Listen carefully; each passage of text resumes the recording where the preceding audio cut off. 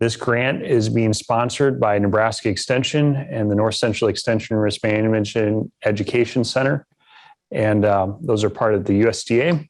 Another thing I wanted to point out, if you're joining us online and registered soon enough, you hopefully have a copy, or there will be in the mail to you, a copy of today's handouts. Those handouts, we had around 350 people register today, and sending each person a copy cost about $9. So we had People's Company, and we'll have their contact information up again, but they also helped share in the cost of putting on this virtual webinar. So hopefully you appreciate getting the paper handouts, and be sure to let them know. And the contact there that reached out to us was Nick Smith. So I'm going to let Allan give a little background on what we're going to go over today, and I'll go ahead and get started with the first section. So go ahead, Al. So Jim's going to talk the first section here for about 45, 50 minutes on what he found in his brand new land value survey and the cash rental rate survey, and he's going to give some comments about flexible lease arrangements. And then after that, we're going to take a short break, 3 to 5 minutes. So everybody go to the bathroom, refill your fluids, that sort of thing. And I'll come in and talk about landlord-tenant communication issues and farm succession planning. We'll actually do succession planning first, then talk about landlord-tenant communication. And I'm going to finish it up with some comments about how to write a good lease and some good lease provisions. So don't, that part's not on the slide, but I will cover that.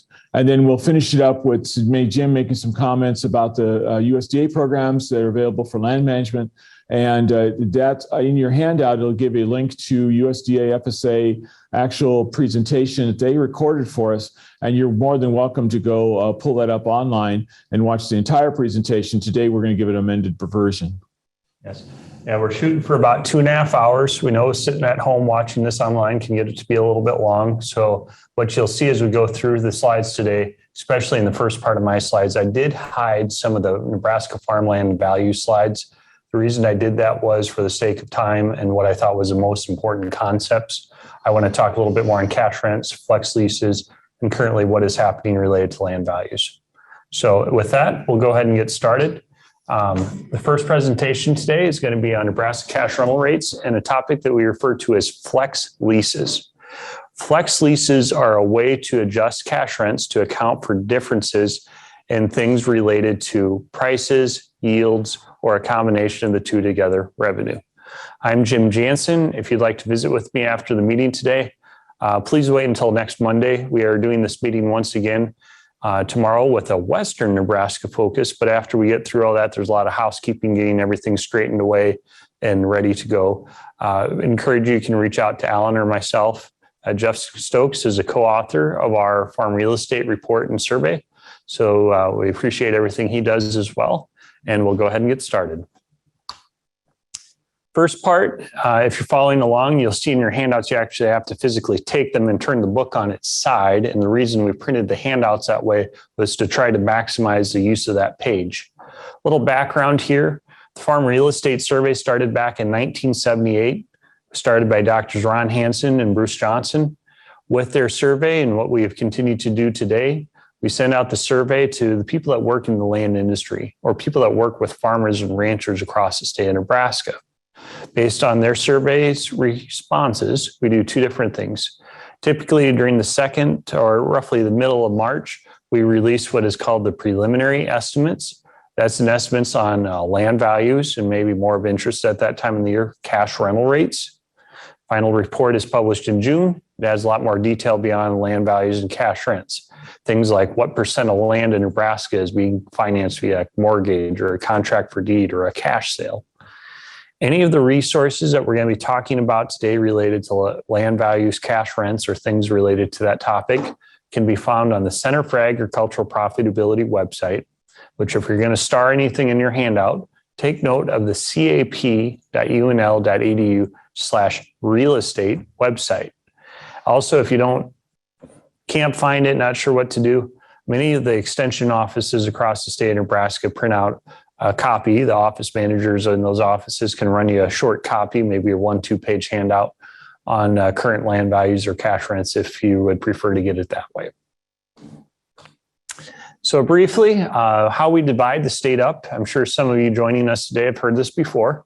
We take the state of Nebraska and we divide it into 8 different regions. We call these regions agricultural statistic districts. Some people may be more aware of what we call crop reporting districts. And from these districts, we draw summaries. Summaries are related to land values, cash rents, and these regions have similar attributes: expectations for rainfall, soil type, what type of land's there. Is it more cropland? Is it more irrigated cropland, grazing land, an example in the north? And that's how we subdivide and summarize the entire state. Just briefly today, Ryan Evans, our media specialist here in the department, helped put this together. Over the 2 days, we have about roughly, and I don't know if we updated this for everyone that registered at last minute in the last 24 hours, but we roughly have 350 people joining us for the webinar today. And I just wanted to put a plot up here. This is not where the land's located that they have an interest in, but simply where the people are located. So obviously we have a heavy presence in Nebraska, and we just have one pin drop per community. So there may be more than one person in Omaha or Lincoln watching, but we got a pretty good take on the entire United States. There's a lot of people joining us across the states. And zooming into Nebraska, this was just a little bit more of a fun thing I thought to add. This is a breakout of where's everyone joining us today or tomorrow that's here in Nebraska. And obviously this kind of follows a little bit of the land type across the state, but it's good to see that we have a pretty good breakout across the entire state of Nebraska. Okay, so briefly, when you go through your handouts, you will see that we provide estimated market value of land as of February 1 of the current year compared to February 1st of the prior year. A few things to note. Bottom left-hand corner on this slide, you'll see that the estimated market value of land in Nebraska, and this is not adjusted for inflation, set the highest value we ever have had reported, $3,360 an acre. Now, other areas of the state set some very high values as well. And these values are coming from the preliminary estimates. And from this, we got a pretty good breakout here of all the different averages and the percent change year over year. Eastern part of Nebraska is very strong, as well as other areas in the state. You take a historical look at the value of land, and if you try to link it to something, if you try to link it to the value of, let's say, corn, you could use soybeans, cattle prices, whatever.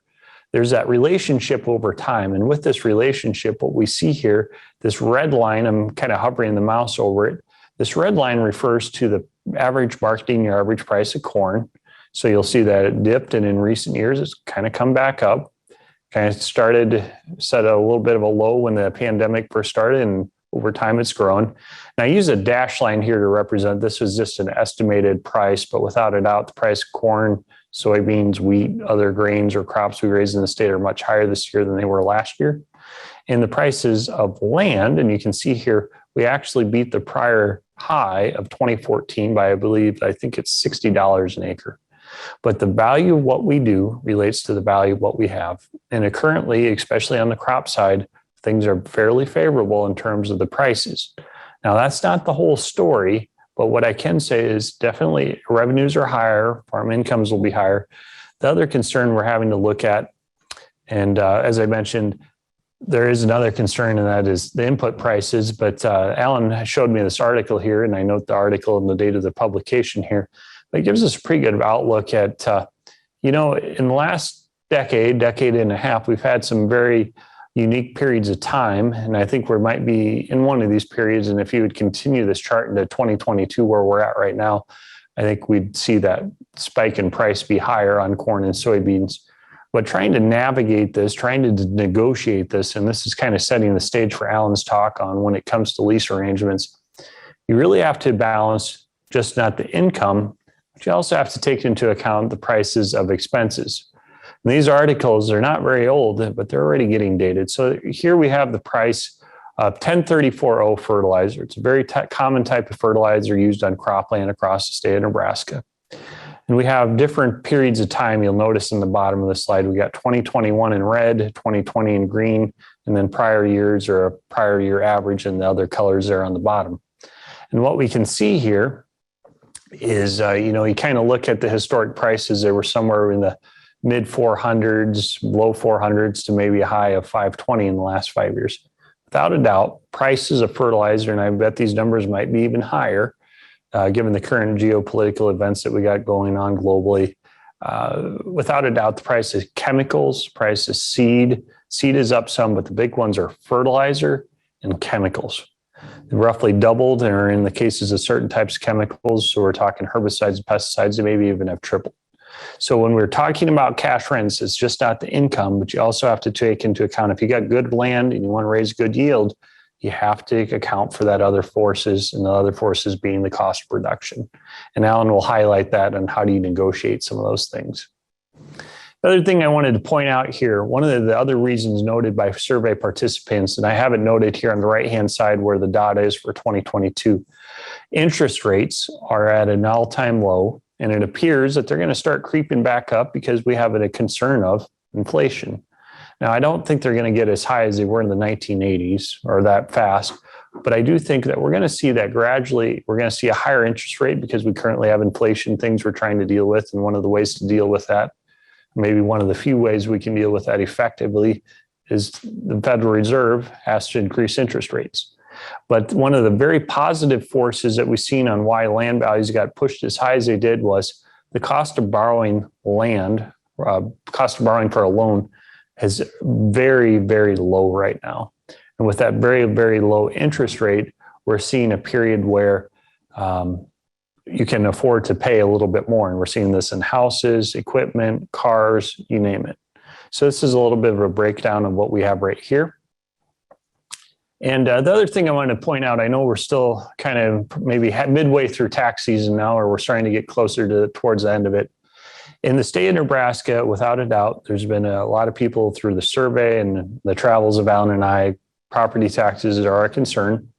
And one thing that we wanted to point out, if you own land and file an income tax return in the state of Nebraska, with that, what you can do is you can get a small income tax credit. And I note the article here was actually on the Nebraska Farm Bureau website. They did a really nice job outlining it. A portion of the real estate taxes that goes towards helping support the local public school district, a small portion, which this credit has grown this past year. I believe it was around 6.3 or 6.8% last year. 25.3% of the portion of the real estate tax, remember in your real estate tax, you help support public needs, public infrastructure, so things like gravel roads, and then also the local public schools. In a nutshell, those are kind of the bigger three. And 25.3% of the portion that goes towards the public schools is eligible for a refund. So be sure to file that when you talk to your tax professional. If you get them done by someone, be sure to mention that you want to take advantage of this. Okay. All right. So I just skipped over, and I know I did this, and I did this on purpose to keep us on task with trying to stay on time today. What we have here, we just went through a brief background on the major factors that are leading to higher land values. Interest rates are very low. They may be raising, but they have been low. Cash prices for many of the common commodities, farm incomes are up.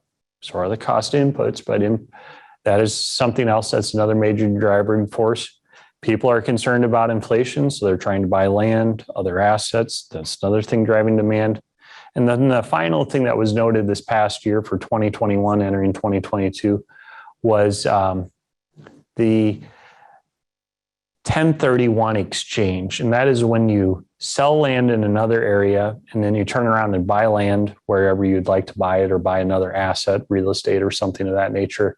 You're reinvesting that investment money from one thing into another thing with very little taxation implications. Been a very big driving force based on some of the responses that we've had reported to us. So that kind of wraps up the land values. We're going to get, hopefully you're looking through your handout right now, hopefully you can move over to the cash rental rates. So we'll start with the cash rents. And then the final piece we'll progress through is the flexible lease section. So what we'll do today, we're going to start at the regional level, and we'll step down to the county, and then down to the farm level examples. And Allan will continue on those farm level examples by talking about what we need in a lease. Generally speaking, cash rental rates across Nebraska have rose roughly anywhere from 10 all the way to a high of maybe 15, central Nebraska even a little bit higher than that. When we look at the breakout of the cash rental rates, I'm going to spend a little bit more time on this slide here for a minute. You'll notice in the bottom left-hand corner, we have what I refer to as HAL. HAL stands for the average of the high grade, average of the low grade, and average of the overall responses. Average of the high grade, really, we ask the question, what do you estimate the upper third of cash rents are in your area? What do you estimate the lower third of cash rents are in your area? Okay. And then what do you estimate the overall averages? That's what those represent. And what we see here is we have a breakdown of cash rental rates across Nebraska, and we'll focus a little bit more on kind of the eastern part of the state today, just because that's the focus of this. But as always, all the other material, if you own ground in western Nebraska, obviously those numbers are up there as well. Eastern Nebraska cash rents tend to be much more higher in the eastern part of the state. Why? Differences in yield expectations, rainfall, soil type, those are some of the major driving forces. In addition to the dry land cash rental rates at the regional level, we also have a breakdown at the county level. Now, the University of Nebraska doesn't have anything to do with this survey, and it's the USDA National Agricultural Statistics Service, which they are referred to as NASS. You might be aware of them if you're a farmer or rancher joining us today. These are the folks that survey things like planting expectations, what is your crop yield, how much of your crop did you get harvested, depending on the time of the year. Their survey, I do have confirmation that they will be doing it again here in 2022. I believe they just, from who I was interacting with there, I believe their survey was just about ready to go out in the mail here in the last week or two. And as part of their survey, you can find their information at the link noted here on the bottom of this slide. Now, if you're in your handout and you start squinting, don't hold on a second. What I mean by starting to squint, I know in your handout you cannot see this very well. Hold where you're at in the front part of your book, and if you, after the meeting's over today or during break, you can actually go to the back end of your handout. You will see in the back end of your handout, we have an entire page with a printout of this map, as well as a website link where you can find future updates. The reason I present this information, a few things to note. The USDA information that we currently have is for 2021. The 2022 update's probably going to be coming, I would guess, in late August through early September. And the reason I bring this information up is it gives us an idea on how cash rental rates vary around in a region. Let's look at the East District here for a second. We can see that some of these counties along the Iowa corridor, along the Missouri River here, they tend to have cash rental rates that are higher than some of these here in the Nance or Hamilton County region. With that being the case, what I'm trying to get at is maybe some of these counties over here are more towards the upper third of cash rents. Well, look right here. We have the average of the high grade and average of the low grade. I'm trying to use that prior slide on the county averages as somewhat as a cookie cutter to gain some insight. Maybe the higher third average tend to be in some of these counties more so in the eastern part of the East District than this western part right here. But the breakout we have here, you'll notice Merrick is in white. Either there wasn't enough responses or there's not a lot of dry land cropland in Merrick County that they would release that estimate. So certain years, some areas of the state, an example is Sandhills, they don't publish any dry land cash rental rates because there's not a lot of cropland or especially dry land cropland out in the Sandhills. Briefly here on irrigated rates, as I mentioned before, we report irrigated rates for center pivot in addition to gravity or flood irrigated. The center pivot irrigated rates assume that the landlord owns the entire irrigation system, pivot, pump, and power unit. If you would not own one of those components, you would discount the cash rent to reflect the fact that the other party, the tenant, would be providing, maintaining, ensuring, upkeeping those components, which this year, anything that has steel in it this year, equipment, machinery, pivots, if you have to replace or improve or repair, a lot of those things are up in price because it's costing a lot more. Scrap steel's worth a lot more. So overall steel prices are up. So this is a breakout here that we have on cash rental rates for center pivot irrigated cropland. And we have a breakdown here on center pivot rates for the eastern part of the state. We see anything from the mid 260s all the way to the high 300s in the northeast part of the state. What influences the cash rents? Well, I should have said this before on the dry land cropland. Well, on dry land cropland as well as irrigated at a minimum. Quality of the land. Do you have a piece that's nicely configured? Do you have a piece that's chopped up because you have a ditch that cuts through it? Is it fairly flat and well drained? Is it a piece of ground that's flat, but there's a lot of drainage issues? Do you have a high degree of slope? Do you have a sandy parcel of ground? Is it a drier parcel of ground? What are the factors or features that influence the cash rental rates for a particular area? So be aware of that and think about those when you're negotiating the cash rent. In addition to all those factors, we also have the features that are influencing center pivot rental rates. What we have here, the quality of the equipment. How good of a well do you have? Do you have very good quality water? Do you have water that's hard, that you add a lot of upkeep on the equipment? So please be aware of those cash rental rates when it comes to setting the cash rents and how they impact everything. Okay, so in addition to the irrigated cash rents the University of Nebraska reports, we have the irrigated rates that are reported by the USDA. A few things to note on their survey.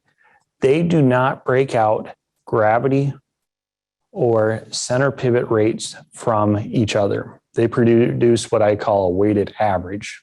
So say, for example, I believe in Merritt County, Central City area, there's still some gravity or flood irrigation occurring. With that being said, the average rate that they report in that county is going to be reflecting a weighted average between the center pivot as well as the gravity or the flood irrigated rates. Okay. Other things, if you note some of the counties here in the southeast are in white, there may be some irrigation, but from my understanding, especially here in Richardson, Nemaha, there's just certain areas they don't have a lot of irrigation. And also, you note Cherry County, predominantly grazing land, whatever the case might be. Okay. All right. So we just stepped through very briefly, and I know I'm moving at a fast pace because we're trying to stay on task today and maybe even a little bit ahead of schedule. There's a lot of material being covered, and I know watching a webinar is not quite the same thing as experiencing an in-person workshop that Allan and I and others have put on across the state. So what have we stepped through so far? Given a brief background on what has led to some of the major changes in farm real estate values we've seen across the state. Gave a brief overview at the regional as well as the county level on what is influencing cash rental rates. And then the final piece we're going to talk on related to cash rents is going to be taking a look at grazing land. There's two different ways to set grazing land rental rates. We can talk about a pasture rate, or we can talk about a cow-calf pair rate. It doesn't matter, in my opinion, how you rent the ground. At the end of the day, what is someone writing the check out for, or what is someone willing to accept? And there's differences in grazing land, and we'll get into that here shortly. Okay, hold on a second. There we go. On a per acre basis, we have pasture per acre, and what we have here is we have a breakdown per county on grazing land. You'll notice a few things. Cash rental rates were up slightly, fairly steady. You got to keep in mind a 10% increase, you're talking $3.50 an acre here versus 4 or 5% in the eastern part of the state. There's definitely a difference when you take into account the dollar per acre difference. Okay, and what influences grazing land? Quality of the land, stocking rates, availability of water. If you have a water hookup, who's paying for that water? Is the landlord or the tenant? All those things are influencing the cash rents. Related to the pasture rates per acre, what we have here is, once again, is the average of the high grade and the low grade. They are not associated with a specific type of soil or yield or forage, tons per acre, whatever. They're simply the average. We ask people, what do you estimate the upper third? What do you estimate the lower third? And what do you estimate the overall average is? When it comes to the high third average and the low third average, what influences the grazing land? We mentioned a lot of those factors. What else? Control of noxious weeds, brush, thistles, whatever the unwanted thing is. Regardless of who takes care of that, and Allan and I have always felt if it's the landlord or the tenant, that might be bidded in or reflected into that rate sum. The other thing to upkeep is the fence. Allan and I always ask people, who's responsible, landlord or the tenant? Well, we always joke it's always the other party, right? More likely than not, it's the person that has the ability, skill set, health, equipment, whatever. You can have someone in Omaha and Lincoln maintaining the fence, but maybe day-to-day upkeep, you got to have someone out at the site that's actually renting it, take care of those things. The important thing is you have that in the agreement, who's responsible, okay? Now, the USDA, you'll note a few things, an example. And here in eastern Nebraska, I know we have grazing land in Knox County, but if there isn't enough responses coming in, they don't provide an estimate. There are other areas like Sarpy County, so that'd be down in the Omaha metropolitan area. There might be a little bit, but they just don't get enough responses. And those other areas are heavily row cropped and Platte and Merrick that also have, they may have some grazing land, but they didn't have enough responses. They could produce a number with confidence. The reason we pop this up here once again is you can kind of gain some insight in Northeast, East, or Southeast. It appears to me on the grazing land, for example, in Southeast Nebraska, the higher rates might be on those counties along the Iowa line. And then we have the lower rates here in the western part of the Southeast district. So it all, think of this as once again, as kind of the cookie cutter and all these factors. And Allan will elaborate more on what is influencing the cash rents when it comes to some of these things on negotiating leases. And the other thing I wanted to point out, I know I jumped a few slides again. For one cow, one calf for 1 month during the summer grazing season, the breakout that we have here for this is on a per pair basis. We have the 8 different regions of the state. And with these 8 different regions, this is for one cow, one calf for 1 month. If you're renting for, say, 5 months, so let's say here, for example, I'll try to do some easy example. Let's say in the East District, the average cash rent per pair per month is $60. It's not quite 60, but fairly close. If you take 60 times 5, you'd be talking a cash rent of roughly $300 or a little bit less in this case if it's 58. This is a rough breakdown on what a seasonal rate would be. Now, we have drought impending on us this summer. How do we deal with drought when it comes to these lease arrangements? If you're negotiating a traditional 5-month season, I feel Allan would probably agree with me on this. If you have, and it appears it's going to be a pretty dry summer. Hopefully not, but if it is, how do you adjust that cash rent? Well, can you convert that 150-day rent over into a daily rent? And maybe you only rent for 125 days. Or maybe you'd remove half the cattle off the site because it's too dry and the property can't support it. Whatever the case is, come up with an equitable solution. Grazing land, rangeland properties are very sensitive to different factors or different forces related to weather. So in the long run, we want to preserve what's out there. So try to work with that tenant and figure out, are you after the top dollar? Or are you after the top tenant with respect to how the cash lease is being designed? So please be aware of that. Okay, so the final piece that we have today, we've talked about land values, we've talked about cash rents. Let's talk briefly on what we refer to as flex leases. So we kind of started at the state, down to the district, down to the county. Now we're going to step down to the farm. So here's some very good examples. Many people have expressed to Allan and I over the years, we've done some of this outreach. They like the idea of a share lease. They feel that a share lease is equitable related to if it's dry, the tenant gets a little bit of a break. If prices are really good, the tenant or the landlord might get rewarded by getting a little bit higher price.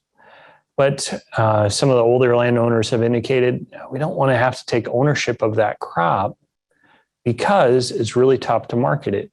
So under those cases, we might focus a little bit more on cash leases. Oops, sorry there, I just jumped ahead and I didn't mean to. When we have a cash lease, we have a breakdown here of the cash leases. And there's different ways to kind of marry the two of a share lease with cash lease. And that's what is called a flex lease. Okay. Now with a flex lease, there's many, many different ways to set it up. And chances are there's at least a handful of people on this call today that do have a flex lease. There's different, these bushel bonuses and price bonuses. Some of those are pretty common in Iowa. There's other areas of the United States where we take a little bit more at looking at the flex lease based on the percent change. And with that percent change, what we're talking about is related to a crop. If, for example, let's say crop yields are up 10%, maybe we could take a cash lease, make it into a flex lease, and we could add a percent change up or down to account for some factor. That factor might be yield, price, or the two of them together, the revenue, or more likely the income. And there's different ways to figure these things out. But generally speaking, I like the percent change. They tend to be fairly simple. If you're a dry land operator, maybe you do a flex based on yield because you're more concerned about, yes, you're concerned about price, but maybe you focus on yield because given how dry it is, that's a really big dimension of risk you're trying to deal with. Or price, maybe you're an irrigated outfit, you really have really nice land. And even in the dry years, you still raise a good yield. Under those cases, maybe you're a little bit more concerned on price. Or if you're really concerned about the two of them together, you can have 100 bushel per acre at $6 a bushel or 200 bushel at $3. Well, it's the same income per acre. And that's why when you look at that percent income change, that might be a more accurate way to reflect on some of these things. Few ideas, and we'll hit these on how do you set a cash rental rate. The best way I can tell you is you have to have a starting point when it comes to a flex lease. And what I mean by this is, let's say, for example, let's say Allan wants $250 an acre to rent some ground, and I want to pay him $200. He acknowledges $200 makes sense if the price of fertilizer stays as high as it does. And I might say to him, $250 an acre. That might make sense when $250 an acre might make sense if the prices of fertilizer backs off, I have favorable yields, and I have a good year. Well, maybe we pick the difference in between this. Maybe we say 225. I suggest the base is kind of that starting point between what a landlord probably wants more and a tenant probably wants less. Maybe you don't, neither of you get what you want. You want that starting point. That's called the base cash rent. And from that base cash rent, we're going to work off it. And what I mean by that, if something is better than we had hoped for, we're going to pay more rent. And if things are not as good as we had hoped for, we're going to pay less rent. Okay. If the yields, prices, or revenue are down, less rent within a range. Okay. Maybe the base rent's $225 an acre. The minimum, regardless of what my crop yields or what the price drops to, is going to be $200 an acre. And the most rent I'm going to ever have to pay is $250. That's the ceiling and the floor. And everything in between that is the actual cash rent range that we're going to be working the base off of. Okay. If yield, prices, or revenue, or whatever you're reflecting your flex off of is better, then you're going to pay more.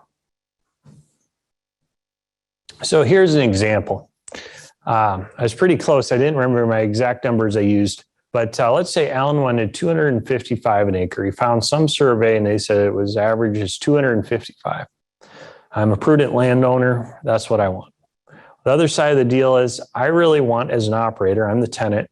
I look at my budgets and it's, things are not looking, my yield expectations are down.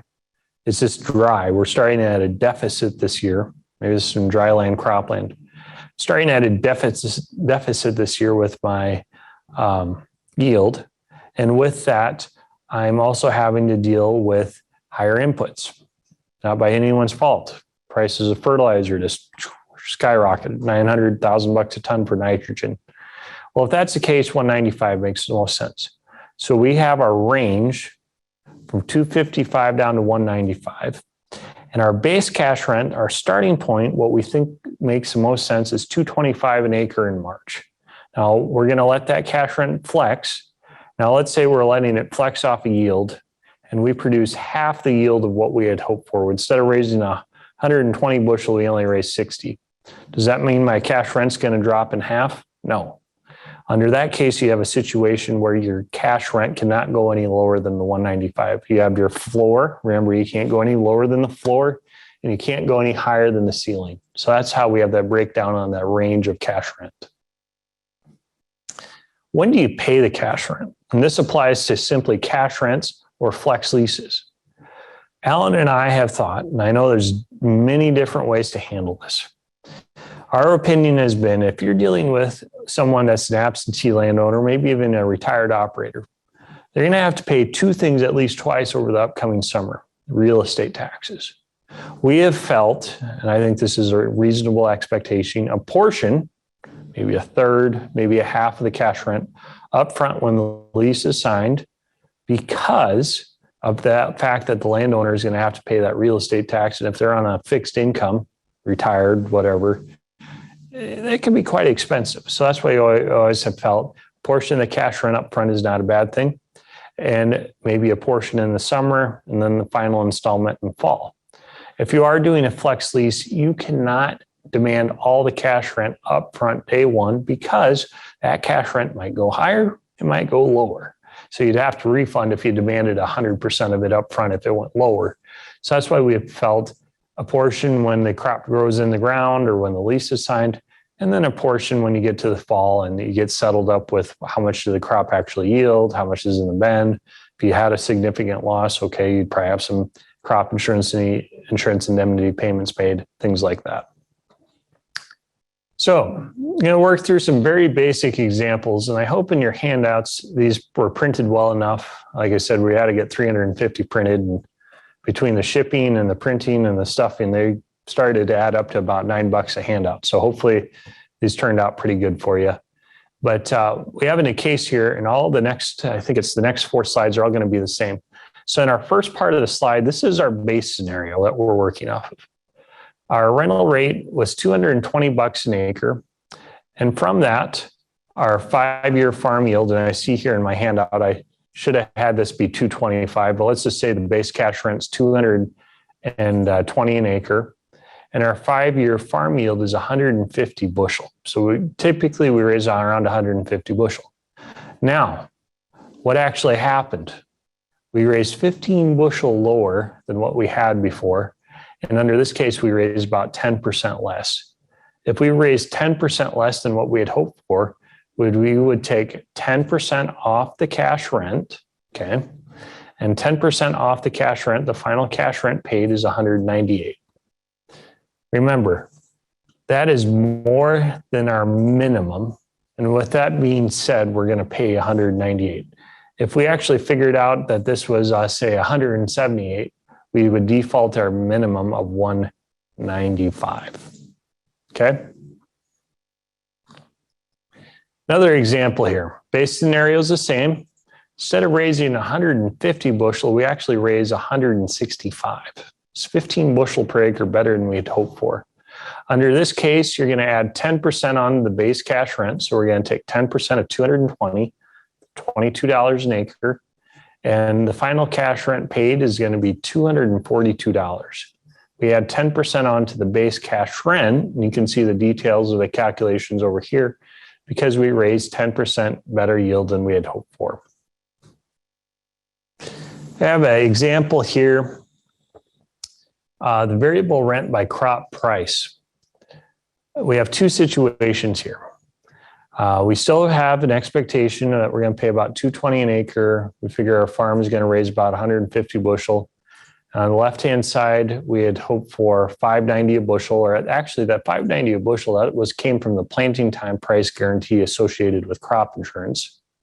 And with that $5.90 a bushel, that's the same for each side. Okay, so that's an average, a 30-day futures price average that comes from crop insurance. I don't care what prices you use, but at whatever price you use, you got to use a price for a period of time. Over the last month, over the last 2 weeks, 3 weeks, 4 weeks. You can't pick just one day because whatever day you pick may be too high or too low. So on the left-hand side, we have a scenario where prices drop. They go from $5.90 a bushel down to $6.35. The right-hand side, we have a case where prices go from $5.45, or they drop from $5.90 to $5.45. Prices are up 45 cents a bushel on the left, down 45 cents a bushel on the right. And if you work through the percent change, so in the left-hand side, we have the percent change up 7.6%, down 7.6%. We have a case here where our cash rental rate was roughly $237 an acre on the left and $203 on the right. So we are adjusting the cash rent. We are flexing based upon what happens to the price, okay? And in the prior slide, we were flexing based on the yield. And I know there's a lot of numbers, and I think sitting at home listening to this, the take home right now is, what's the big picture? The big picture is, what can we flex on? Flex on yield, price, or the two of them together is a concept we call crop revenue. Okay. So under this case, our expectation was all the same again. We're going to raise 150 bushel. Our price is about $5.90 a bushel. Our expected revenue per acre in each scenario was $885. Now we have two different things happen. Left-hand side, the yields are down. Right-hand side, yields are up. Just because you have good yields, prices can trickle down. And just because you have lower yields doesn't mean price can come up. And this might be the case that we see this year if the Corn Belt gets dry. But under either case, we can see examples where we flex up or down. And based on that flex, we could be off just slightly on the cash rent, or we could add a little bit onto the cash rent. So it just depends on the situation that you're working under. Okay. All right. So a final piece here, we're going to talk briefly on setting some trends. How do I actually figure out the cash rent for my area? There are three different concepts, and I'm going to highlight the first two on the first two bullet points here we have under the leading bullet point. How do we adjust it from survey data, or how do we deal with this concept that's called cash equivalent from crop share? So first example, let's say we have a yield or a county rental rate of $165 an acre, and we expect in this county, when you talk to a crop insurance agent and they tell you the average county corn yield is 134 bushel. If you divide the county rental rate divided by the average bushel, that gives you the rent per bushel. In this example, it's $1.23 a bushel. Okay. What that says is for every bushel of corn raised in this county on dryland cropland on rented ground, $1.23 is going towards what? It's going towards the rental rate. Okay. So we take that $1.23 a bushel, take the average yield, 119 bushel, and that comes from our actual farm. That's related to the last 10 years of yield associated with our crop insurance. Take the average yield times the average rent. That gives us the effective county or the effective farm level cash rent. We take what we knew at the county level and we applied to what we didn't necessarily know at the farm level. Okay, remember we said we'd take the regional or county and step it down to the farm. We stepped it down to the farm through the flex lease examples. We also stepped it down to the farm when it came to the example we provided you here.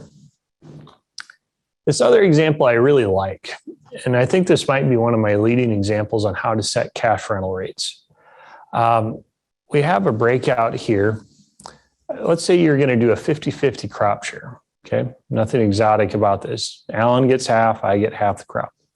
We think we're going to raise about 140 bushel per acre. So Allan, we're looking at this from the landlord's perspective. If Allan gets 70 bushel per acre, what's that crop worth?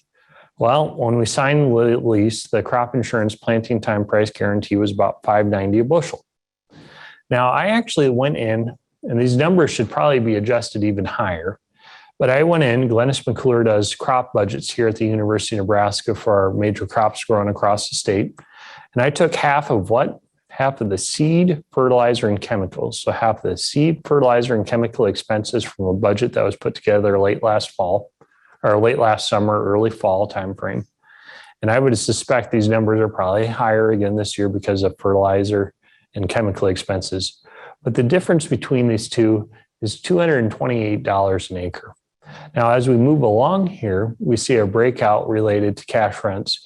And these cash rents vary based upon the price. Now, you could set up a lot of different scenarios and you could actually fluctuate the yield and the price. But if you're looking at these two together, we have a case in July. Maybe it's dry in July. Things aren't looking as good across the United States. There's a little bit of what happens some year, that late growing season run up in price, but then it actually rains.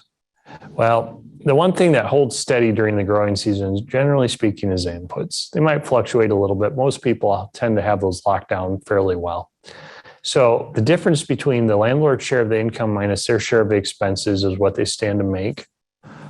Or another way to look at this concept across the three scenarios is what the effective cash rent might be.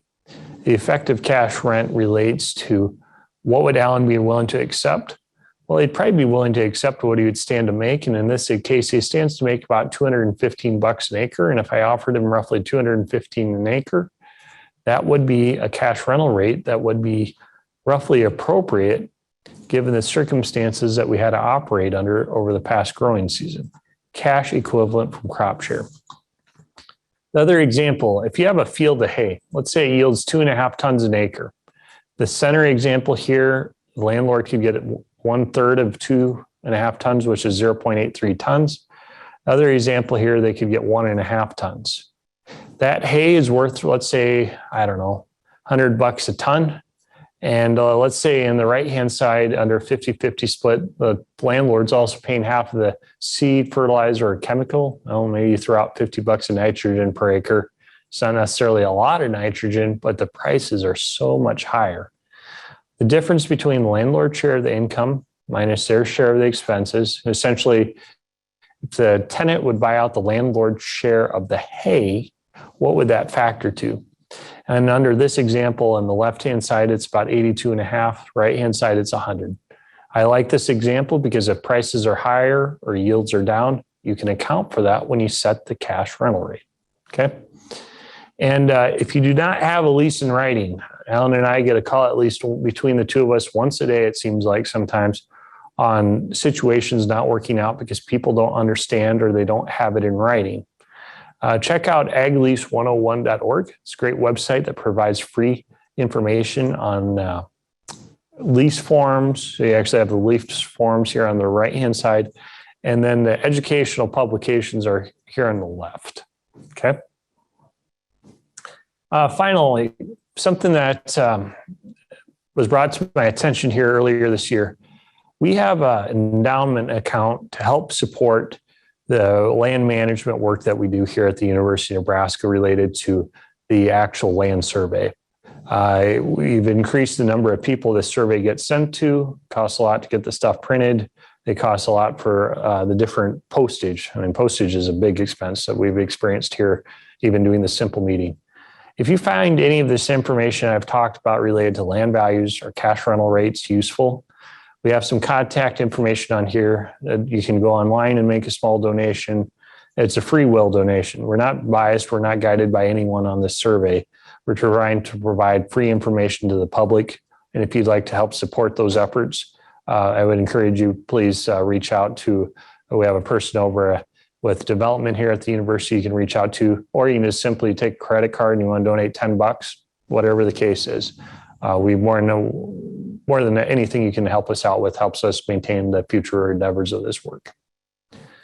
And once again, thanks People's Company. Nick has always been really good. He's sponsored a few of our local meetings. Be sure to reach out to him if there's anything on the land management, land brokerage service side that you need help with. So we definitely thank them for helping cover some of the expenses today. And finally, Allan and I do what we call quarterly webinars called Ag Land Management Quarterly. And with that, we have different topics. We got some different ideas that are going to be presented here in May. We do this 4 times a year. So if you can't make it to an in-person event or whatever, we have a little bit smaller of a group and we have time in there where we can actually answer questions and address some of these things. So we have details here on this, and hopefully that's in your handout as well. So we hopefully you want to join us and take a look at cap.unl.edu/land management.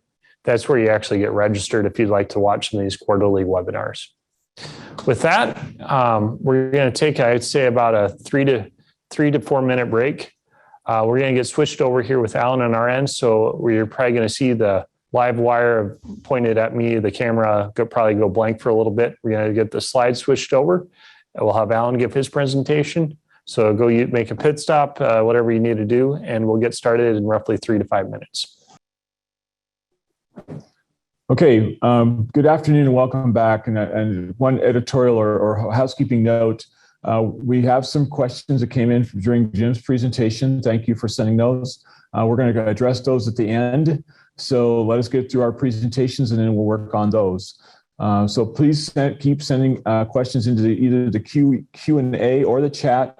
We'll try and get those questions answered from either spot. My name is Allan Vyhnalek. I work here in the East Campus on farm succession and transition, farm and ranch succession and transition. But Jim lets me help with the farm management side, this side of farm management in terms of leases and that sort of thing. And this is how you get a hold of me. It's on this slide. And you please call and leave a message because I won't necessarily be in my office, but I'll get back to you as soon as I can. And at the website, as at cap.unl.edu/succession has all my talk on it. I mean, today I'm going to do a little bit on succession, but it's going to be like 20 minutes out of a 2.5 hour talk on succession. So understand that there's a lot more things at the website that you can look at in terms of videos and or articles about succession, if that's something that's of interest to you. So please let me know if you have any questions. I'll be glad to help out. First, I'm going to start with succession, and I'll get around back to leasing here in a little bit, but let's talk about succession first. We're going to make a few comments here. It's not a substitute for actual estate planning. You still get to do that. I'm just trying to help you with goal generation and some thoughts, and hopefully you make better use of your professional's time, like when you go see a lawyer. So if you save time with a lawyer, you saved yourself a whole bunch of money because it's $3 to $5, $7 a minute. So just be careful about that.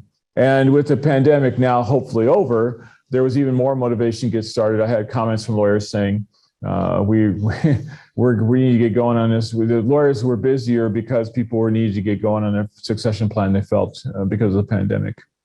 Farm and ranch succession needs to be talked about because we don't get it done very well. But half the operations, just slightly less than half the operations, don't have succession plans in place, or if they have a succession plan, they're out of date.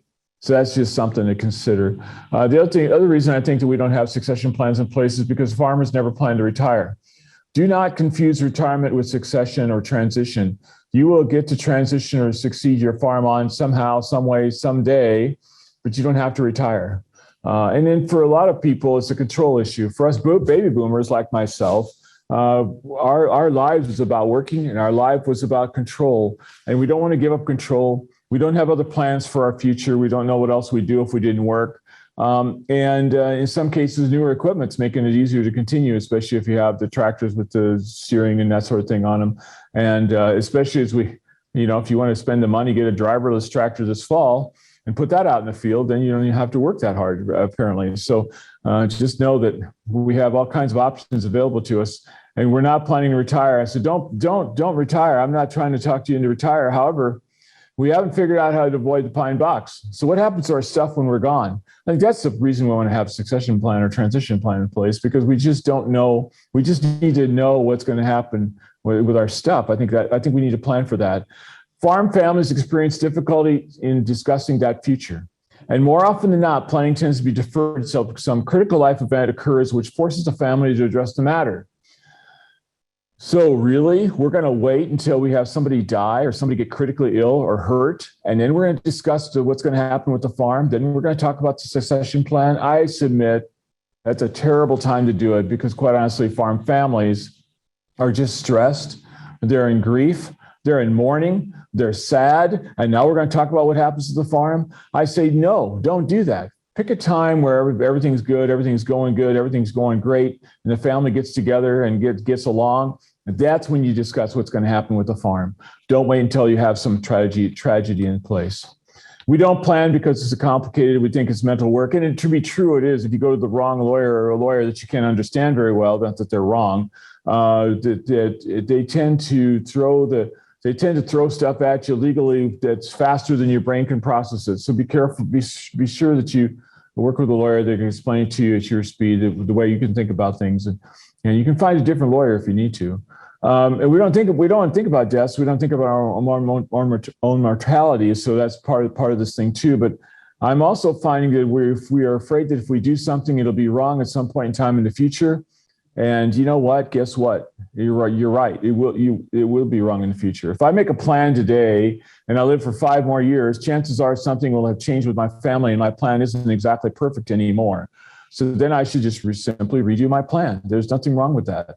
Redoing a plan or amending a plan is a few $100s, maybe $1,000 or so. Not having a plan, tens of thousands, if not hundreds of thousands of dollars worth of mistake given today's land value. So please have a plan. You can always amend it. Typically, you can amend it, and that'll be way cheaper than not having a plan at all. The 3 types of planning have to go into the end of the career. The top circle I refer to as end-of-life plans and documents. And I think that amounts to the things that we have in place, like the power of attorney forms and the healthcare, how we want to be treated in our healthcare system. In other words, our healthcare directive. That's what I'm trying to say. So have a healthcare directive in place if that fits your situation. Please have somebody designated to be the healthcare power of attorney, and have somebody else or the same person designated to be your power of attorney for business affairs, which is also called the durable power of attorney.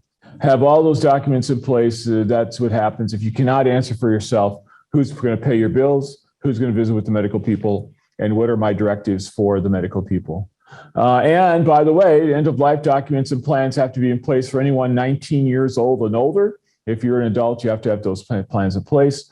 And we hear horrible stories once in a while, not often, but once in a while, from 19, 20, 21-year-old people that are in college or off on a job, and they come home for the weekend, but they have a car accident, they go to the hospital, they're hurt, and mom and dad rush to the hospital to try and help that young person out, and a young person can't answer for themselves. And there was no power of attorney form. So now the hospital really can't talk to mom and dad because of HIPAA laws, that sort of thing. So the power of attorney form is really an important thing to have in place. So have it in place for everybody 19 years old and older. The second circle is in the lower left-hand circle, the lower left-hand part of the slides. It talks about the estate plan, will, trust, LLCs, other structures you might use and put in place for your estate plan. That's fairly straightforward. A lot of people have a simple will in place. I get that. And that's fine, but let's make sure it does what we want to have it do. I think that's where the third circle belongs. The third circle comes in. The third circle in the lower right talks about the business or the farm succession planning. I think that's where we're really lacking in Nebraska. I think that's where we're lacking in all of agriculture. If we are lucky enough to have somebody come to the operation with us, to come to take over our operation and go on with the operation as it is, let's make sure that we put together documents and plans and business plans and those kind of things so that person has a chance to succeed. The bottom line is we cannot inherit farms or have farms transition on the way they were transitioned on to us. Typically back in the 70s and early 80s, we transitioned farms to that next generation, my generation, by just simply say, hey, if you're one of 4 kids, you get your 25%, but you're going to pay your brothers and sisters off for that other 75%. And we had to buy the farm to basically make payments on the farm, mostly to our brothers and sisters, to get that farm to be all of ours, all our farm. And if we do that to people now, if I'm one of 4 children and we do it today in 2022, the price of ground has gotten so expensive, the price of farmland is so expensive that if I make my brothers and sisters, if I make the on-farm kid pay off his brothers and sisters, I just put him out of business. So we have to have things in place like long-term leases, first right of refusal agreements, anything and put in place to make sure that next generation can succeed. Maybe using insurance to buy some coverage for mom and dad. So when mom and dad do pass away, there's a pool of cash. You can have those non-farm kids get some cash, some of that cash, and the on-farm kid gets the land. There's all kinds of strategies in place for that. Let's make sure we explore it. We just can't have the on-farm kid pay off brothers and sisters the way we did it back 40, 50 years ago. We got to do better than that. What tends to happen, however, is you got to think this all through, and you don't want to think this all through. You want to think about, I got to go take care of calves, or we're calving. I got to do this. I got to do that. I got to figure out how to pay for fertilizer, and all this stuff's happening. And you tend to get caught in a circle of inaction. You realize you should have a plan. I haven't talked to anyone that doesn't understand they should have a plan. Everybody gets they should have a plan for their succession or transition. You go to a meeting or meet with a lawyer, and good for you when you get that done. That's awesome. But then you get to step number 3. It says, it's complicated. It's giving me a headache. I don't want to think about it anymore. And so you go straight on to step number 4, and you take no action at this time. And you get stuck in step number 4, taking no action for 3 months to 3 years or longer. And how do I know about this? Well, it happened to me too. I was doing succession planning meetings for probably 10, 12, 15 years already. And it took me till about 6 years ago to revise my plan. I had that original I love you will from the beginning of the marriage, right? The original I love you will says, honey, I love you. If I pass away, it all goes to you.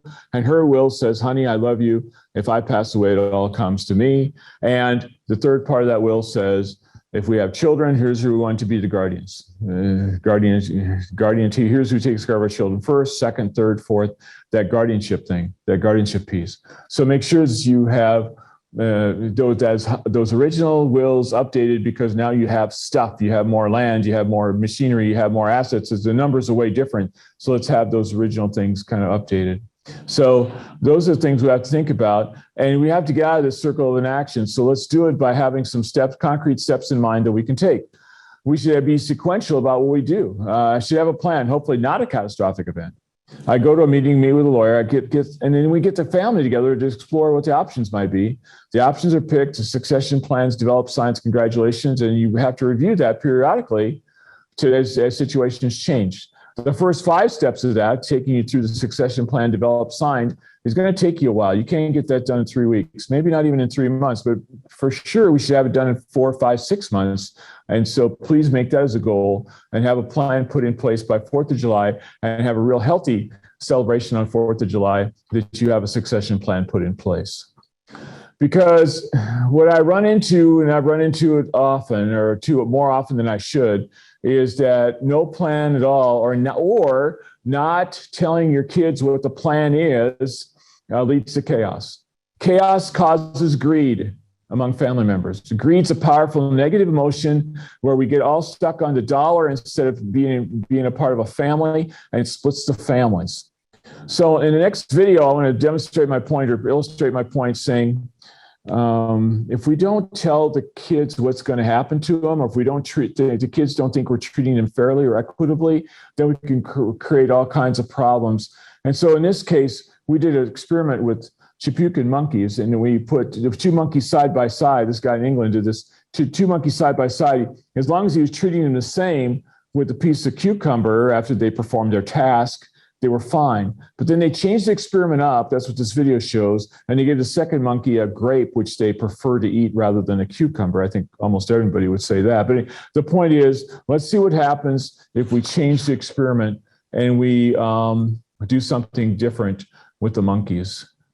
And same thing will happen with your kids, by the way. See what happens. So she gives a rock to us, that's the task. And we give her a piece of cucumber and she eats it. The other one needs to give a rock to us. And that's what she does. And she gets a grape. And she eats it. The other one sees that. She gives a rock to us now, gets again cucumber.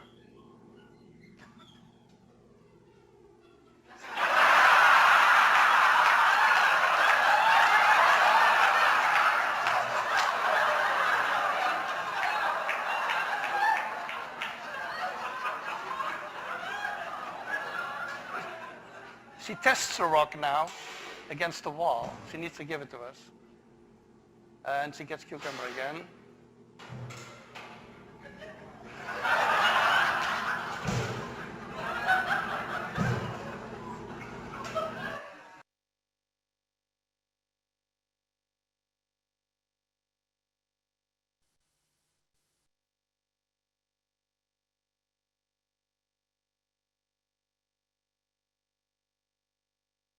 They will behave exactly like those monkeys did. About 4 months ago, I had a farmer call me up in my office here on campus, and he says, he asked me his succession questions, and I gladly answered those as best of my ability. And then he said, Allan, I have one other things I need to tell you. And I said, well, what's that? He says, my sister's taking me to court. I said, why is your sister taking you to your court? Because my mom and dad didn't think that fair was equal or equal was fair. And so they gave my sister something different than what I got. I actually got more because I got the farm, the actual physical farm. She got other assets, but it wasn't exactly equal in terms of dollar value. Although the mom and dad felt that it was fair because it was rewarding that on-farm kid for 20, 30, 40 years of sweat equity. And so the sister didn't understand that or didn't feel I was equitable. And so she was contesting the will, taking her own brother to court. Okay. Now who wins? Typically the lawyers win. But more importantly, who's never going to have Christmas or Easter or family gatherings or celebrating weddings or births of family and all that sort of thing? Well, brother and sister will be never celebrating those things again because they just split the family up. And so consider, is it worth that? We have to consider that very carefully. The second thing I want to talk about is some communications needed for right thing to making this right. And by the way, that was a estate planning thing, was about 15, 20 minutes of a thing that can go on for 2 hours. So if you want me to talk about that, let your local extension office know, and they can make arrangements to have me come out, and I'll talk about it in your area, in your town, or your county seat, or one near you. Let me know if you let somebody know that you want to have that happen in your community. So for communication, okay, so good communication is needed for all families and all farm and ranch operations, because when I listen, I think that a whole bunch of percentage of the families get along great. 85, 90% of the families get along just fine. And business transactions get along just great. Nebraskans are really good at getting along with each other. But there's about, I don't know what the number is for sure, but around 10%, 8 to 10%, where something's gone awry, something's going to heck in a handbasket. And those are the calls that Jim and I'll get. We'll both get those calls. And so the bottom line on those calls is just simply this. If we analyze those calls carefully, where something's gone to heck in a handbasket and people aren't getting along, I can tell you with a great deal of confidence that the vast majority, around 90, 95%, are because of bad communication or no communication. So let's make that clear. Bad communication or no communication screws up more things than anybody wants to admit. And it's a bigger cause of failure for business arrangements than not knowing how to do business. So for communication, listening is the key. Make sure you understand, then to be understood. It's a third bullet. Make sure you understand, then you can be understood. You have to make sure that you ask more questions, and or somebody says something that you don't agree with, you say, did I hear you say this? And repeat that to them and make sure that they explain themselves, especially if it's something that incites anger or incites misunderstanding. Ask more questions so you can understand where they're coming from, what they're thinking, all those sorts of things. Show empathy, show concern, focus on the intent. Listen more when the emotion's high, when you must get to the heart of the issue, when you don't feel you're understood, or when the other person doesn't feel understood. The bottom line on communication is simply this. You want to communicate with people that ask you about you. And if somebody's doing that, that means you have good communication going back and forth. So, one big tip is make sure that I ask the other person I'm communicating about them instead of just talking about myself all the time. So I'm talking about myself all the time. I'm not finding out where they're coming from or what they're feeling, what's going on in their life. And that would be just a simple tip I can give you on good communication. Some mistakes we make in farming and farmers, we ask a question not to find out what they'll say, but to talk about what I wanted to say. And that's not good communication. Or you make any assumption what someone else would say even before you ask the questions, or even while they're talking, you're making an assumption what they'll say before you actually listen to them and say, did I hear you say this? And make sure you understood exactly what they were trying to say. Thinking about how we respond while the other person's talking, boy, I want to do that all the time as the extension educator, but I have to make sure I stop and ask the other person, did I hear you ask me this? And then I can respond and make sure I understand what the issue is. Because too many times in an extension office, for instance, extension educators will get a message, hey, call this person about ABC. And I get them on the phone and I start asking them about ABC, and they say, no, we don't need help with that. I need help with XYZ, or they'll explain something completely different. So you have to ask questions. You have to get to the heart of the matter. And you do that by you do that by listening first. And then the other mistake we make is we try and fix an issue without being asked. I do that all the time with my wife and my children. Our families have a lot of trouble with that. And here's a video that kind of summarizes what can happen if we try to fix things without being asked to fix things when we have communication with another person. And I find this video to be a great illustration of that point. It's just, there's all this pressure, And sometimes it feels like it's right up on me and I can just feel it, like literally feel it in my head, and it's relentless. And I don't know if it's going to stop. I mean, that's the thing that scares me the most, is that I don't know if it's ever going to stop. Yeah. Well, you do have a nail in your head. It is not about the nail. Are you sure? Because, I mean, I'll bet if we got that out of there. Stop trying to fix it. No, I'm not trying to fix it. I'm just pointing out that maybe the nail is causing... You always do this. You always try to fix things when what I really need is for you to just listen. No, see, I don't think that is what you need. I think what you need is to get the nail See, you're out. not even listening now. Okay, fine. I will listen. Fine. It's just, sometimes it's like, there's this achy, I don't know what it is. And I'm not sleeping very well at all. And all my sweaters are snagged. I mean, all of them. That sounds really hard. It is. Thank you. Ow! Oh, come on. If you would just... Don't. Try to see things my way. Do I have to keep on talking till I can't go on? So that's a classic of trying to fix something because it's obvious to you what the problem is, but if the other person doesn't want to hear it, your response to them is going to be ignored, just like that lady ignored her husband, I think, as assumption is. So I have to wait until my children or my wife says, well, what do you think I ought to do? Because, the bottom line is on fixing an issue without being asked, the bottom line is sometimes people just want to get something off their chest. They want to explain what's happening to them. And so the bottom line is let's let them get that off their chest. And you don't have to fix anything. They'll know what to do. They'll know how to fix it. And so let that happen. And then if they ask for a solution, then you have one, obviously. We always have ideas of what should happen next. But let's make sure we do that in a way that we're being listened to. And we do that by waiting to be asked. There's one slide here on emergency farm planning, because we're talking about risk management here. Jim talked about the risk management of setting a cash rent and how you could do that differently to help mitigate that risk. I talked about the risk management of not having a succession plan in place and the risk management of not communicating properly. And so now we're going to talk about farm planning. Just one slide. Who's doing chores tonight if you're hospitalized this afternoon? Who pays the bills if you can't answer for yourself or take care of that yourself? Who's taking care of that for you? Who knows where your stuff is at? Keys to the safety deposit box, spare keys to the house, garage door openers, passcodes to the bank, other online passwords. Who are the neighbors that I could work with the closest, and what are their numbers? How do I get a hold of them? If I'm a son of the farming operation, if I'm the son, I'm living in Lincoln and your operation's out of Anselmo or somewhere. Do I have the numbers of the people you work with the closest, their phone numbers, and how do I get a hold of them to make sure that you're taken care of while I'm driving the 4 hours out there to see you, or 3 hours, whatever it is.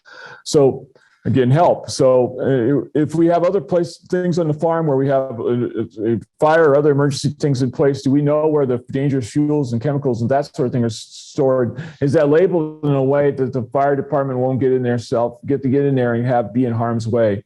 They stay back and do the appropriate things to make sure that those chemicals don't cause damage if you're not around. So let's have those emergency things thought of. And this is just one slide. I'm sure there's other things. I hope it triggered some thoughts on you on what you should have in place, what you should know about, what you should do so that something happens in a good way there for you. Now, back to leases. For some considerations for this year on leasing. This is not an exhaustive list, but I'm just trying to give you some ideas of what to think about. First thing I want to talk about is using a crop share. One way to take care of risk is to use a crop share, quite honestly, because when Jim showed you a slide, it had a whole bunch of boxes on it. The top box on the left-hand side of the slide talked about the crop share arrangement. The middle box talked about flexible lease arrangements, and the bottom top box talked about cash rents. That has to do with the amount of risk that the landowner's taking, quite honestly. Landowner takes the most risk under a crop share. They take the moderate amount of risk under a flexible lease agreement, and they take the least amount of risk under a cash rent, because quite honestly, on a cash rent, if the check is good, there's not much in terms of risks there. And so if you're willing to take more risk, you can get more production from that, more income from that, or you could get less income from that, depending on if it's a good year or a bad year. So, but a typical crop share is that the landlords get a share of the crop, and they for leasing that ground to the tenant, and they also get a share of the income and production costs of raising that crop. It's a fair way to rent if the expenses are split properly, and usually both parties market their own grain, and you share in the risk and reward. It's very equitable in my view, because we have to remember that if I look at 2006, about approximately 2006, 2013, crop prices were going up, and income was going up. But what happened to cash rents? They were going up, but they were going at a slower rate. So who was turning out really well in those days when the cash rents go up at a slower rate? Well, the tenants were. Now, if we fast forward to 2013 to 2019, those 6 years approximately, crop income was going down, crop prices were going down essentially, and cash rents in some parts of the state never moved at all. They didn't necessarily go higher, but they didn't even come down. And so when they were going down, they were only going down at 1 or 2% per year. And so who's making out really well in those years? Well, the landlords typically. And now we got cash prices going up again. However, in this case, we've got expenses going up almost at a faster rate. And so we have to think very carefully about how this all works. But anyway, well, what I'm trying to tell you is that in a cash rent, the cash rent is inelastic compared to crop prices, and you're not able to capture that income going up and going down as quickly as you can with the crop share, because the crop share followed that up perfectly from 2006 to 13, following it down perfectly from 13 to 19, and now it's following it again, whichever way it goes. And that kind of depends on the day and what war we have going on, apparently, I guess. So you share the risk and reward with a crop share. And if you're able to take the risk and want to take the risk, then a crop share works for you. If you don't like the risk, stick with your cash rent. So just understand that. You have shared management decisions, landowner control, tax management, opportunity for mentorship. The share production after the crop is good. And on the bad side, the con side of a crop share for landlords, you do not like to pay expenses. You market your fair share of the crop. Share production makes the crop is bad. So those are the goods and bads. And typical crop shares, depending on where you're at in the state. So in eastern Nebraska, from about Lincoln on up to the northeast corner of the state, Dakota, Thurston County up in there, the typical crop share is 50-50. When you get into southeast Nebraska, Beatrice, Fairbury, on to south, to the southern border, all the way across to Imperial, those crop shares are more like 40-60, with 40% to the landlord and 60% to the tenant. And you get to the panhandle, the predominant crop share is 33-67. The other thing I'll say about crop shares is that in the panhandle, they're the most common way to rent ground. In eastern Nebraska, the cash rent's the more common way to rent ground. So just understand that's about the same as it's been for the last several years. So let's see. There you go. One idea that I have as we think about crop share is maybe you take a smaller percentage of the crop as a landlord and you don't pay production expenses. Avoid that. You have to push a pencil on this. I'm not suggesting these are the correct numbers. As a matter of fact, if I'm in the panhandle, it's probably more like 20-80 or 25-75. But if I'm in eastern Nebraska, 30-70 makes a lot of sense. In some cases, it's as high as 35-65. But again, I wouldn't necessarily recommend that until you push a pencil and see where that all kind of shakes out.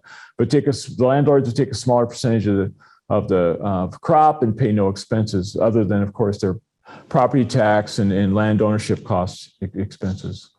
So on the income side, both parties receive their share of the income. They both get their share of the crop insurance payments, assuming that both parties paid for their crop insurance payment, and you split the government disaster payments between the landlord and the tenant when those payments are made to the land. On the expense side, the landowner always pays land taxes. They'll pay for their irrigation ownership fees, that sort of thing, ownership costs, that sort of thing. They pay their share of the crop insurance, fertilizer, insecticide, fungicide, herbicide, unless you go to that arrangement that I talked about a minute ago where you're not splitting those expenses. And then and you market your share of the crop. And then on the tenant side, they'll pay, they take care of all the labor. They take care of minor irrigation equipment, repairs and maintenance, all field operations, the cost of land, harvesting and cost of landlord's share of crop to a designated location. They pay their share of the crop insurance, fertilizer, insecticide, fungicide, herbicide, energy, and seed. They take care of all that, and they market their share of the crop. So, I gave you kind of a typical arrangement, but I do know that different parts of the state, that there's all kinds of negotiations being made on all this sort of thing. So for instance, on irrigation repairs, there's usually a deductible here, meaning the tenant is going to pay for the first $300, $500, $700 of irrigation system repairs, like pivot repairs, and then the landlord takes care of the rest. The thing I caution on that is that I've had landlords contact me in a couple situations where they blindsided the tenant, like changed sprinkler packages or changed gearboxes or some of that sort of thing. So they got a bill of several $1,000s that they didn't know was coming. And so to the tenants, I would say, make sure that you communicate with the landlord, those major system upgrades that usually probably have to happen. I'm not saying they shouldn't, but that but you let the landlord knows what's going on before you have them pay for those repairs. Energy for irrigation is usually split. And that probably includes those irrigation management fees that you're going to get, especially on crop share. In other words, there's some turn-on fees in different parts of the state that you have to pay in order for the water to be led through the canal, or those kind of things. And then custom application. You go back to the old eastern Nebraska, southeast Nebraska, where I grew up on the farm. We cultivated everything, and so there was never any bill to the landlord for cultivation because that was part of the field expenses. And we even at times would walk the beans to make sure they were clean, that sort of thing, after you cultivated them 3 or 4 times. And the bottom line is nowadays, some of these older landowners remember those days and they don't think they should have to pay for the application of herbicides, that sort of thing. Saying it because they figured that's a field expense that the tenant should be covering. I don't have a database tells me this is exactly what you should do. I always just say this, whatever you negotiate, that's fine. And by the way, I'm giving you a whole bunch of ideas here. And quite honestly, at the end of the day, if you have a different idea or if you and a tenant, whatever the landlord and the tenant agree to, fine. You don't have to listen to anything I've said on these things, these issues. Whatever you agree to is the more important part of this thing rather than anything I've got to say about it. And if you split typically 50-50, 40-60, that's negotiable. In some cases, the landlord will cover 40% of the seed. In some cases, they don't cover any seeds. So it's kind of whatever you agree to. And by the way, the other thing I found out over teaching this for about 15 or 18 years now is that every part of Nebraska is different. So every part of the state tends to handle, each neighborhood tends to have a different set of rules on how this is all put together. So make sure you know what the neighborhood's doing, that you can come up with your thing. Between a landlord and a tenant, just making a difference. What kind of lease you have, cash lease or crop share. Make sure that you talk about how you want to be communicated. In other words, how's the landlord? If I'm the tenant, how's the landlord prefer to get their information? Do they want it by email, by text pictures? They want me to call them every once in a while. They want me to just write them a letter. How do they want to be communicated with? What's the best way to communicate? I think letters are probably out the door anymore, except for some of the older landlords that may be several states away. Then a letter is appropriate, but I think that there has to be some way to set that up so there's good communication so people feel like they're being involved in what's going on. The tenant that doesn't communicate shouldn't be the tenant anymore. And so landlords, I think tenants, you need to be responsible for that. Make sure you're communicating with your person what's going on out there. Obviously, you're going to meet several times a year, sign the lease, maybe prior to the crop, review the plans. That might be at the same time. During the growing season, I like the idea of the tenant making sure the landlord's outstanding in the field sometime during the year. So they see what's going on out there, see what the stand is, see how things look, see if the fertilizer worked right, see if the herbicide's working right, all that sort of thing. And then they also should get out there or during harvest. I mean, if you can still get that landlord up in the cab, have them ride along with you as you're harvesting so they can see what's actually going on out there. That gives them a sense of the real world. And they'll be amazed at all the screens that most farmers have in their cabs now to have that data on what's happening with their harvest and their crop. So just make sure that you have this proper communication and you do it several times each year. Some other notes to think about, phosphorus and cash leases and that sort of thing. All right. So Jim and I were out at Kearney, and we ran into a CEO of a soil test company. And I said to the CEO, I said, so with these high cash rents I'm hearing about, I mean, Jim didn't talk about $400 an acre, but we know that there are $400 an acre rents out there, for instance. If I'm a tenant, I'm worried about that high lease I'm paying on that cash rent. Will I be tempted to skimp on phosphorus this year? And that person that was representing the soil test company said, absolutely, phosphorus would be skimped on this year. So let's be careful about that. And to be fair to the farmers, let's understand this. I just talked to a farmer 2 days ago that said that last year, that this rig that you see right there, that rig on that picture on the slide there holds maybe 2 to 3 tons of fertilizer. That was costing that load there cost about $400 last year. This year it was $900. So a farmer just told me that 2 days ago. So fertilizer is more than doubled in price. And so obviously, I think that phosphorus is something that has to be discussed specifically for eastern Nebraska soils and even somewhat out in the west. The bottom line is maybe we can't have the farmer mine that soil at the end of the lease. We have to make during the lease and then vacate the lease when the phosphorus is depleted. I think that's unfair to the landlord and unfair to the new tenant. And so maybe a minimum amount of phosphorus should be left out there. And we don't have to necessarily put on, but however, to be fair to the tenant, we don't necessarily have to put on phosphorus every year. Phosphorus lasts a while. And so I think we have to protect those people both ways. And so what I would say about phosphorus is this: there's a minimum left in the soil at the end of the lease, and the landlord should be willing to test to find out if it's there or not. And there should be a protection for the tenant if they put a large amount on last year, and now they're not farming any farm anymore. Maybe they can get part of that cost of putting that phosphorus out there back to them. And so be careful about that. Lime should be a landlord expense. If tenants applying lime, then that's wrong in my view, but it happens in some cases. So and typically in eastern Nebraska, lime's going to last 8 to 10, 12, 15 years.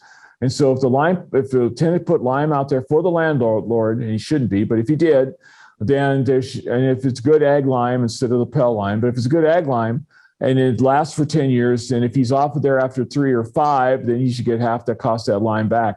For instance, on 5 years, get half that cost back, because he's leaving an amendment out there in the soil that lasts for longer than his lease lasted or longer than he's out there. So just understand that those are some points of negotiation that should be thought about before the lease starts. And I understand we're almost to the 1st of April now. So obviously most leases have started. They started as of March 1st, but something to consider as you write your lease for next time. Fixing excessive erosion should be typically a landlord's expense. And the thing I would say about this is a lot of tenants now have the equipment to work on erosion control and erosion spots and filling in ditches, that sort of thing. But it should be a landowner expense. But if I'm looking at that field in the upright slide here on this screen, I have to think, well, what are we going to do to stop that water from coming down that hill before it even causes the erosion? In other words, for instance, on the farm that I happen to own here in eastern Nebraska, I try and put in some parallel terraces with tile drains to make sure that we control that water as it leaves the field if there's an excessive rainfall event. So I don't have these ditches forming. That's what we're trying to get to. And you just have to make a little investment every year or two to make sure that happens. On the non-crop acres, who's controlling cedar trees and noxious weeds? Jim will say that he'll say it's the other party. I'm saying, no, I don't think I believe that. I don't think he said that today, but typically he'll say that in his talk. But the thing with cedar trees is this: cedar trees really are a landowner expense.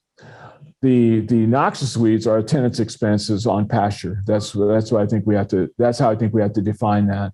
The main thing with cedar trees is you got to get them before they're 3 foot tall. Anything 3 foot or less, they're fairly easy to control. When you get over that, then it gets relatively expensive to control. So make sure that you get cedar trees controlled in a timely manner. Without controlling them, you will lose the pasture over a period of years. They'll just be gone. And then fixing the pasture to remedy the pasture is way more expensive than if you just took care of them right away. Make sure it's taken care of.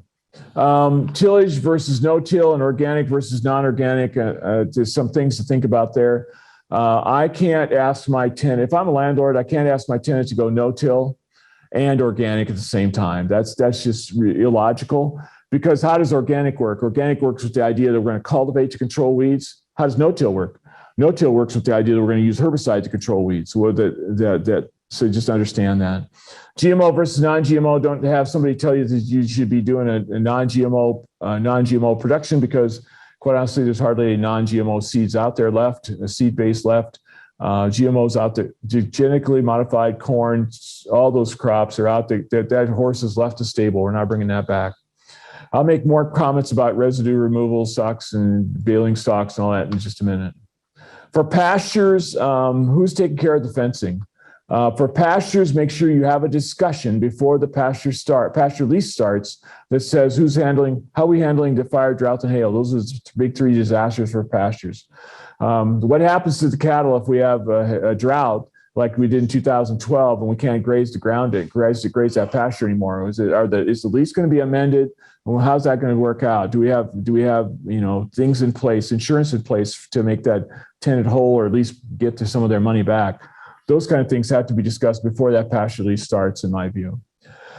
Hunting rights differ for crop ground versus pasture. For crop ground, if it's okay, and even on crop ground, it differs on if you have a crop share lease or a cash lease. For a crop share lease, crop ground hunting rights belong to both parties because that's the way the lease is split. For cash leases, the hunting rights belong to the tenant unless the landlord holds that right out. That's something they need to be discussing ahead of time. For pastures, a typical 5-month pasture lease ends either October 1st or November 1st or somewhere in between those two dates. And so therefore, the pasture lease is ended before hunting season starts. So pasture leases on pastures, hunting rights on pastures usually stay with the landlord.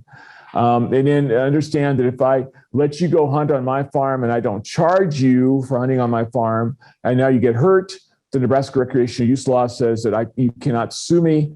However, if I charged you for hunting on my farm and you do get hurt, you could potentially sue me.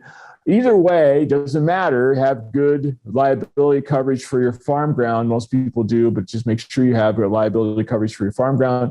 Okay, even if somebody's out there trespassing, they could still try and sue you if they think you've been negligent in how you've treated the farm, or what condition the farmland is in, if you got big holes out there or whatever.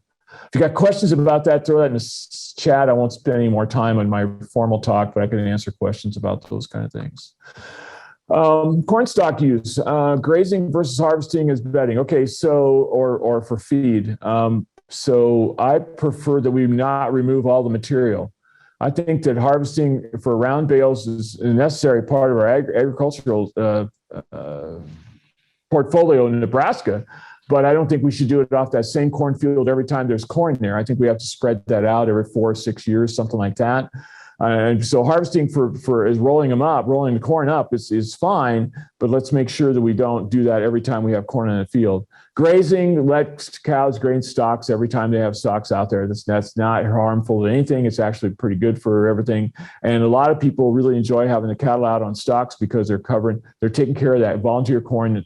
Now the cows are picking that up and eating that. Now I don't have to control that volunteer corn in my soybean plants or my soybean planting. So grazing corn stalks is terrific. Harvesting for round bales is great too, but just don't do that every time you have corn in the field. Manure application, yes, good idea, do it. How often? It should be based on how much phosphorus you need in the soil. Don't over-apply phosphorus. My famous story on this is simply this. I had a farmer in Iowa, in my county in Iowa, I was misplaced in Iowa for a while. So my farmer in my county in Iowa said, I would always scoop out the farrowing shed, put it in my manure spreader, and go out and put it on the same field right outside the farrowing shed.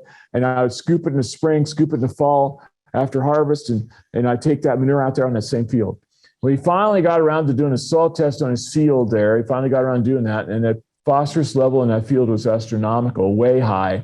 In other words, for good corn production, we need phosphorus. Soybean production, we need phosphorus of 20 to 30 parts per million, or a little bit higher than that.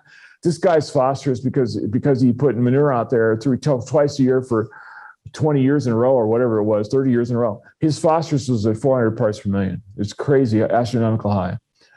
Now, did that limit his corn production? No. But what happens with phosphorus? Phosphorus sits up on top of the soil. And so we have these huge, big rainfall events and you have soil moving away from that field.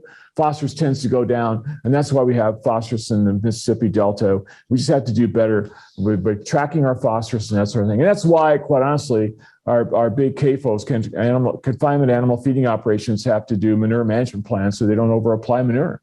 So they keep that in a controlled phosphorus application so it makes sense for your operation. If you had questions about that, if you put that in the chat too, or put that in the Q&A. Okay, the tenant has to communicate some things to the landlord. I think that even for cash leases, this is important. These are things, if they're on your slide or if they're on your piece of paper, you'll get this if you register for this event. I'm not going to talk about every one of these things. I know that there's a fair number of landlords now that would be tickled to death just to get a text picture. So if you have a good phone, they can take a picture and send it to your landlord so they can see what's going on with that field. They're going to be happy. They're very, very, very pleased. And I know that I am. If my tenant sends me pictures, that's a good thing. I appreciate that very much. So tenant needs to be communicating moisture and disease and weed and insect and all these things. And the landlord will be very interested in knowing that information. It's an important part of that communication that should occur. What does the landlord want? Well, I think more importantly, I think that even if we talk about the negotiating what the rent should be, if it's a cash lease, I think that more importantly, the landlord should be communicating to that tenant how they want their farm to look and what their long-term vision or goals are for that farm. I think that we have to understand that we only get to own the farm for a little while. And our time on this planet is not going to be that long. And so what is our real objective for the farm? Is the real objective for the farm to make as much money as I can? I don't think that's thinking it through from a big picture standpoint. I think the real objective for our farm has got to be, how am I going to leave the farm in better shape to produce for the next generation when I'm not around? What have I done to make sure that it's more fertile, more productive, or at least keep it in good shape that it is right now? And so I think maybe that's the conversation the landlords and tenants should be having. What are we doing to make the farm a better asset versus what the cash rent should be? Because if I have the right farmer out there doing the right thing for my place, I don't necessarily have to have the best cash rent or what I'm hearing at the coffee shop. That's not important to me. I want that place taken care of well. That's my first objective. And I would challenge all landlords to think that way too, or the landowners to think that way too. So I have an error on this slide. I don't think how's the tenant helping you? And then the third bullet, mowing road ditches, the tenants should be just doing that, especially here in Eastern Nebraska. So you can eliminate that one. That should be on there. But in terms of if they're helping you with some of these other items on this list, then I think that it's appropriate to consider adjusting the cash rent, especially a little bit cheaper, because they're doing things for you that are technically landlord expenses, in my view. If you got questions about that, always call Jim or I will help you think that through a little bit. Get all leases in writing. Jim talked about this. He showed the website where you can get the PDF of a written lease that you could fill in the blank type of thing. Make sure that you have get all these verbal leases, these handshake or verbal leases ended. And to do that, you need to, for farmland, you need to let everybody know by September 1st that old verbal or handshake agreement is ending. The reason it's September 1st is by September 1st, not on September 1st, but by September 1st is because the Nebraska Supreme Court ruled that a farmland lease goes from March 1st to February 28th. And they also ruled that an appropriate termination notice should be 6 months prior to March 1st, which would be 6 months, which would be September 1st. So it has to be given by September 1st, not on September 1st or after. It has to be before that. And you get them, you write a lease letter, usually by certified mail. So the other party has to sign for it. So you have their signature saying they've received it. And that's how you end that verbal or handshake agreement. They get a written lease put in place. And for your written lease, you make sure you include things like what's the length of the lease, when are we starting, when are we ending, and are we going to hold over or let that lease roll on to the next year. And we have to talk about when we're going to give notice. How much notice am I giving you if I have even if I have a written lease? How much notice am I giving you that lease will not be valid for the following year? Usually written leases are written on 1-year contracts. However, some of them are longer because of investments that the tenant has made. or investments or assurances that the tenants want so they can continue to farm. And that's fine. But I think that even with a longer lease, 3, 5, 7-year lease, I think it's appropriate to define in there when the lease, when that cash rent, for instance, would be renegotiated. I think it's okay to talk about that and have a date in that lease that says this is the date or the period of time we're going to need renegotiate the lease for the next term. And so I would define that. So have a succession plan in place, have good communication in place, to get an emergency plan in place, get appropriate lease provisions, and most importantly, please communicate with your family, communicate with your between landlord and tenant. That's the only way we're going to make this work. And I appreciate your time, and I appreciate you continue to listen in. And I hopefully you put some questions in the question box or in the Q&A or in the chat, and we'll be happy to help you. Again, I'm Allan Vyhnalek, and there's how you get a hold of me. And are we taking a quick break, or what are we going to do? We're going to take like a 2 or 3 minute break to switch over, and then we're going to get back to finish this thing up and answer questions. So hang in there. We'll answer questions in just a moment.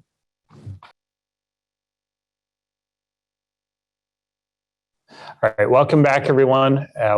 Thank you for sticking around with us. I know it's a long presentation. I think we're running right on time. So during the break, or while Allan was giving his presentation, I wrote down a series, I think it was about 6 or 7 questions. What we're going to do today is we're going to briefly go over some of the USDA Farm Service Agency programs. Then I'll have Allan join us again. And between the two of us, we'll briefly go over those questions. We have Ryan Evans, our media specialist, is actually writing down some of the questions as they come in. And we will try to address, and I think as the questions come in, we'll try to address them in a timely manner. And between Allan and I, we'll try to get to them the best we can. And we thank you and appreciate you for joining. And by all means, you notice in your handouts that you received, you should have received a return envelope with a short survey. That short survey is the cost of attending today. And what I mean by that is our granting agency wants us to report on if we actually did anything today that was helpful to you. And we hopefully, over the 2.5 hours that this presentation lasts, something is of value to you. So please provide your honest comments, good, bad, anything in between. We use those to develop, and I think our program has gotten better over the years because of that insight. So I'll go ahead and get started here. All right. So as part of our grant program, we wrote this grant during COVID, and the FSA, the Farm Service Agency for the state of Nebraska, partnered with us on developing a series of slides. You'll see in your handouts, there's briefly a kind of an overview of current USDA Farm Service Agency programs. And there's also a 4th presentation, and due to lack of time, we have, you'll notice on the 4th set of slides are actually covering different lending programs that are out there from the USDA Farm Service Agency. You'll notice on the front slide to that section, I actually put a short link in there that if you type it in, it will take you to a YouTube video. It's a fairly short video, very well put together, very good audio quality. And you actually review those at your leisure, and they talk about different lending programs that are available. So Allan and I, one thing that we found in prior years of doing this, people tend to get confused about some of the different programs that are out there. In a nutshell, there's really 2 different sets of programs that the Farm Service Agency is tasked with delivering. The first set relates to what we consider our more traditional farm programs, farm safety net and conservation. And the second portfolio has to do a little bit more with lending. And there's a whole host of them. And that's really the focus of our second set of slides from the FSA that they provided a short recording on. But we can talk about beginning loans, farm or loans, micro loans. So those might have to do with like FFA or a 4-H project, buying some livestock and feeding them in the summer, for example. Farm ownership would relate to buying a farm facility or land. Guarantee, loan guarantees for people that have low equity when they're trying to make a land purchase. And also the traditional farm storage facilities. So these would relate to like grain bins. Still are out there, still very competitive rates. So in our presentation today, we're going to focus just briefly here for about the next 10 to 15 minutes on these 3 that we have bullets right there. In Nebraska, we kind of have a typical year in our state up there. We can have corn, soybeans, wheat. So we have the crop side, and then we also have the livestock side and the disaster side. On corn and soybeans, some of the main programs that we tend to see Different forms of disaster assistance payments are made under either what we refer to as ARC, which stands for the Ag Risk Coverage, or PLC, which stands for the Price Loss Coverage. The LIP stands for the Livestock Indemnity Program, and the LFP stands for the Livestock Forage Disaster Program. I do feel in the upcoming year of these three that I have highlighted, I think the greatest potential to see some assistance being paid out due to a drought disaster is probably going to be coming from, and I'm not guaranteeing anything, but I would feel that it's probably going to be coming from the Livestock Forage Disaster Program. So let's go through these briefly. There are safety net and there are disaster programs. The safety net programs either relate to the dairy industry, which for the sake of this presentation, we'll talk briefly on the ARC and PLC. And the disaster programs, disasters come from when we have some kind of an event. In the cases of livestock, if they have a blizzard during calving season, you lose a bunch of livestock due to a weather-related event, that'd be coming from the Livestock Indemnity Program. There are other programs, the ELAP and ECP, those have to do with, they're kind of a catch-all, that there's some very unique elements inside of them. And we have the Livestock Forage Disaster Program, and this program has been in existence, I think, for around a decade. And the last time we've seen some substantial assistance come from this program was during 2012 and 2013. The Livestock Forage Disaster Program did make some payments last growing season in 2021 in Nebraska in limited areas. So let's talk briefly on the safety net programs. It seems like each year, about every 4 to 5 years, Extension goes across the state and hosts a series of meetings on the current safety net programs that operators, and remember, if you're on a crop share, even if you're a landlord, you are an operator because you are bearing production risk. And Allan described how those payments would get distributed. They'd be distributed in proportion. Okay, if you're on a 1/3, 2/3 split, you get a third and the other party would get 2/3. Or if you're on a 50-50 split, each operator would get half and half, or the landlord would get half, the tenant would get half. If you're on cash rent, you would not be eligible to participate in these because you're not bearing the production risk. The risk you're bearing is whether or not the check will cash or that you get paid on time and the tenant does a decent job on the property. That's a different matter. But the reason we have ARC and PLC is to help satisfy those expenses associated with raising crops. That might be declines in prices, that would be related to the PLC, or declines in the county revenue, systemic event that occurs, across the entire county, it hailed and the yields were down, or it was dry and the entire county yield was down.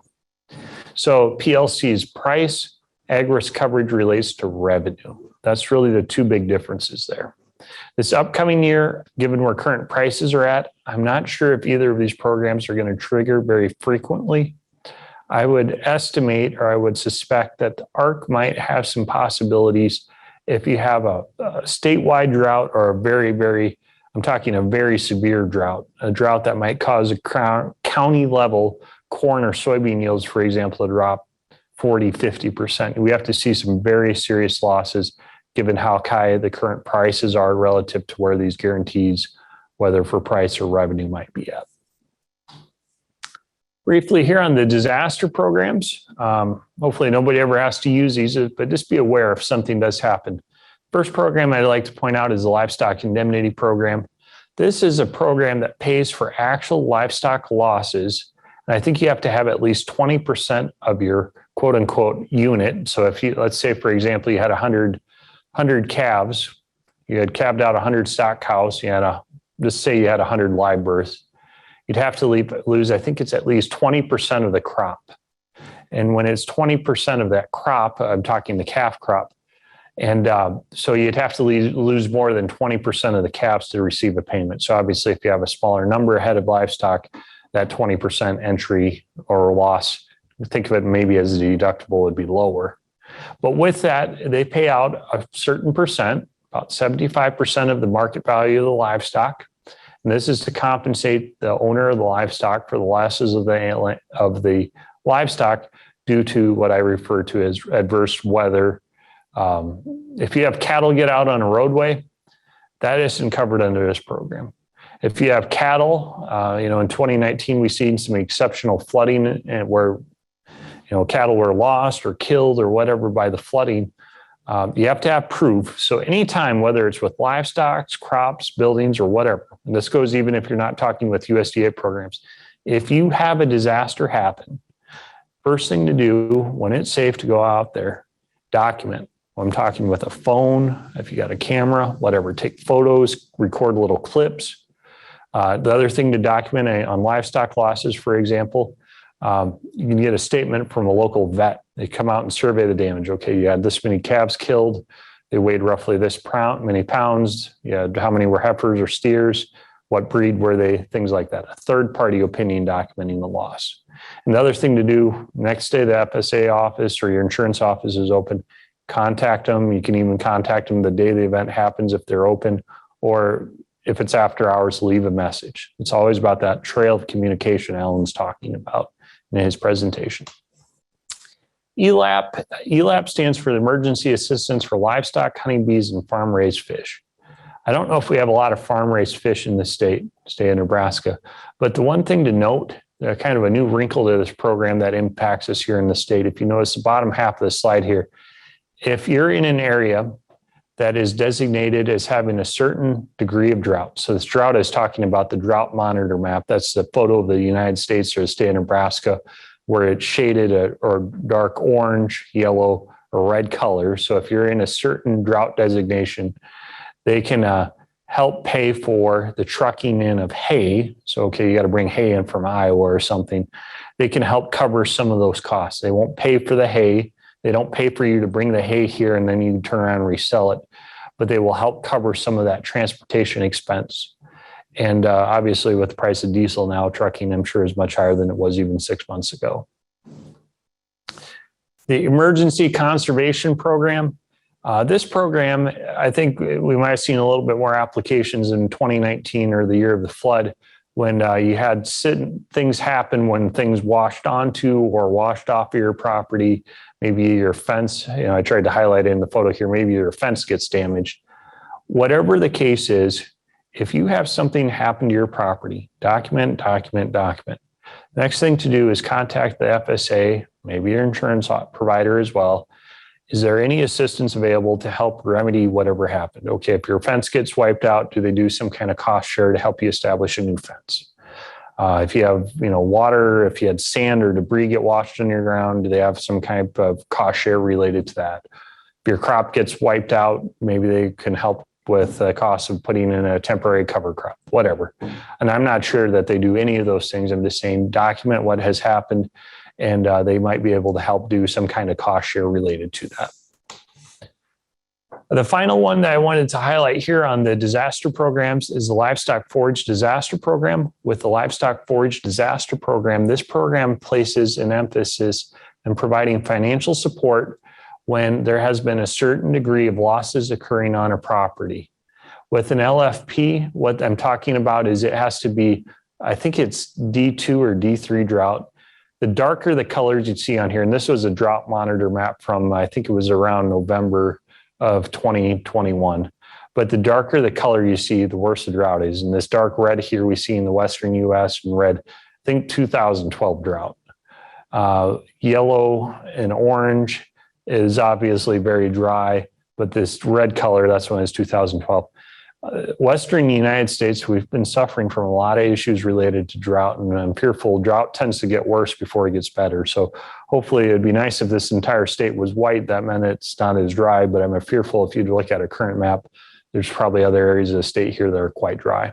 There's even a little pocket of red out here in the Scottsbluff area with some of the drought we had there at that time. So this program is paid out to the owner of the livestock, and it's helped to offset some of the forage losses suffered, assuming, okay, if your pasture is running short, you're gonna have to go buy supplemental hay, protein tubs, whatever, to offset some of those losses in the quality or availability of forage. All right, final piece of the puzzle here today, Conservation Reserve Program, what is referred to as a CRP. With the CRP program, there's different types of CRP. Traditionally, we talk about CRP that's applied to what we might consider as marginal cropland. This photo here, we have this kind of a buffer strip, maybe along a waterway or something that has a high degree of slope. These programs, they're traditionally for a 10 to 15 year period. I do know that the FSA has put out different calls here in the last 6 months. They're actively looking for properties to enroll in this. The idea is you're trying to conserve the soil, reduce erosion, build soil quality, organic matter, and also the benefits associated for the wildlife. With the CRP program, it's voluntary. You make the active decision to enroll. The contract is going to be for a fixed amount per year per acre for so many years. 10 years pretty common. There are a few 15-year. And one new thing that with the CRP, there's a CRP grassland. The CRP grassland relates to enrolling a portion of your grazing land into CRP. And it doesn't eliminate the use of this property for grazing, but it reduces the time of the year and to what extent you can graze it. But you do receive a payment for it. There's different types of CRP enrollment. There's different stipulations with each. In Nebraska, we got about 45 million acres, of which about around 1.2 million acres is actively enrolled in a form of CRP.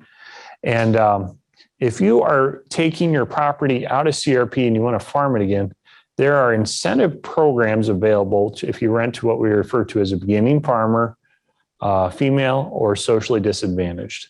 So if you're in one of these cases where the CRP is coming out, visit with them. I think you might be able to get some additional financial incentives, the landlord, and also be aware of the Next Gen program. If you're renting to a beginning farmer, the Next Gen program also provides a small state of Nebraska income tax credit for a set period of time if you rent to them.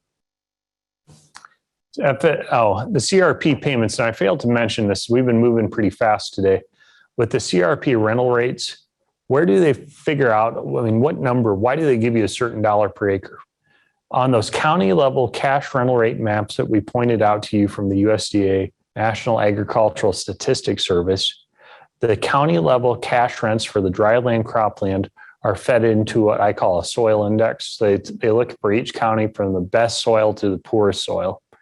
And from that, you get a bid. You bid in your property, and if it chooses to get accepted and you agree to the enrollment, those cash rental rates are going to be tied to the quality of the soil. There might be some other incentives or discounts depending on how you bid it in. But the CRP grazing land rental rate is also tied to the average cash rent that's reported per county for the grazing land. And it restricts, depending on where you're at, it might restrict for how long or the duration that it can be grazed. Okay, so with that, we got to the end of our third set of slides here. I think what Allan and I are going to go ahead and do is we'll have him join me again. I got some questions. I know our technology person has been writing down some questions as well. So I'm going to stop the share of our screen here. And we're just going to go to a video of Allan and I talking. And what I'm going to do is I'm going to read Allan's question. I'm going to start by reading him a question, and then we'll kind of switch back and forth. And if you got questions, just type them into the chat or whatever, and we'll try to get as many addressed as we can. We're sitting at about 2:02, so we got roughly, I'd say about 20 minutes, and we can actually kind of see some of these questions here. Here we go. Great. So we can actually see them up on the screen, but I will go ahead and maximize them. All right. So Al, I did write down some while you were talking. Sure. First question I have for you. In a 6-month lease, or excuse me, when you're talking about the 6-month termination notice, you're talking about it related to verbal leases. Correct. Do you have to give a 6-month termination notice if you have a written lease? You follow the written lease. In other words, what do you have written in your written lease? That's what you're going to follow. If you don't have that written into your written lease, I would assume that you'd want to do a 6-month notice, but you need to get that written into your lease. And so I don't have an answer to that. You should have it written in your lease. If you don't have it written in, then give them as much notice as you can. But and by the way, I could terminate a lease for this year right now if both the landlord and the tenant are willing to agree to that. I mean, most tenants are not, but you follow where I'm going with that. I think I don't have a great answer unless you have a better one. Whatever. First of all, when we talk about all these things we've discussed today, especially with Allan's lease provisions, whatever is in the lease and has been agreed to goes forward. If there's a lease termination that you need to let the other party know 6 months prior to the end of the lease, That's a reasonable accommodation. Some leases require no termination notice on either part. It completely depends on who is a part of the lease and what they agree to. I think letting the other party know 6 months is a reasonable thing, because you might have to find another tenant. They might have to get additional inputs. There's a lot that goes into the planning of the leases. Okay, so another question we had, Al, as an absentee landlord, if I get a share of the crop, okay, so I'm the tenant, I give you half the crop, you paid half the expenses. How do I sell the corn, soybeans, whatever is being raised on that?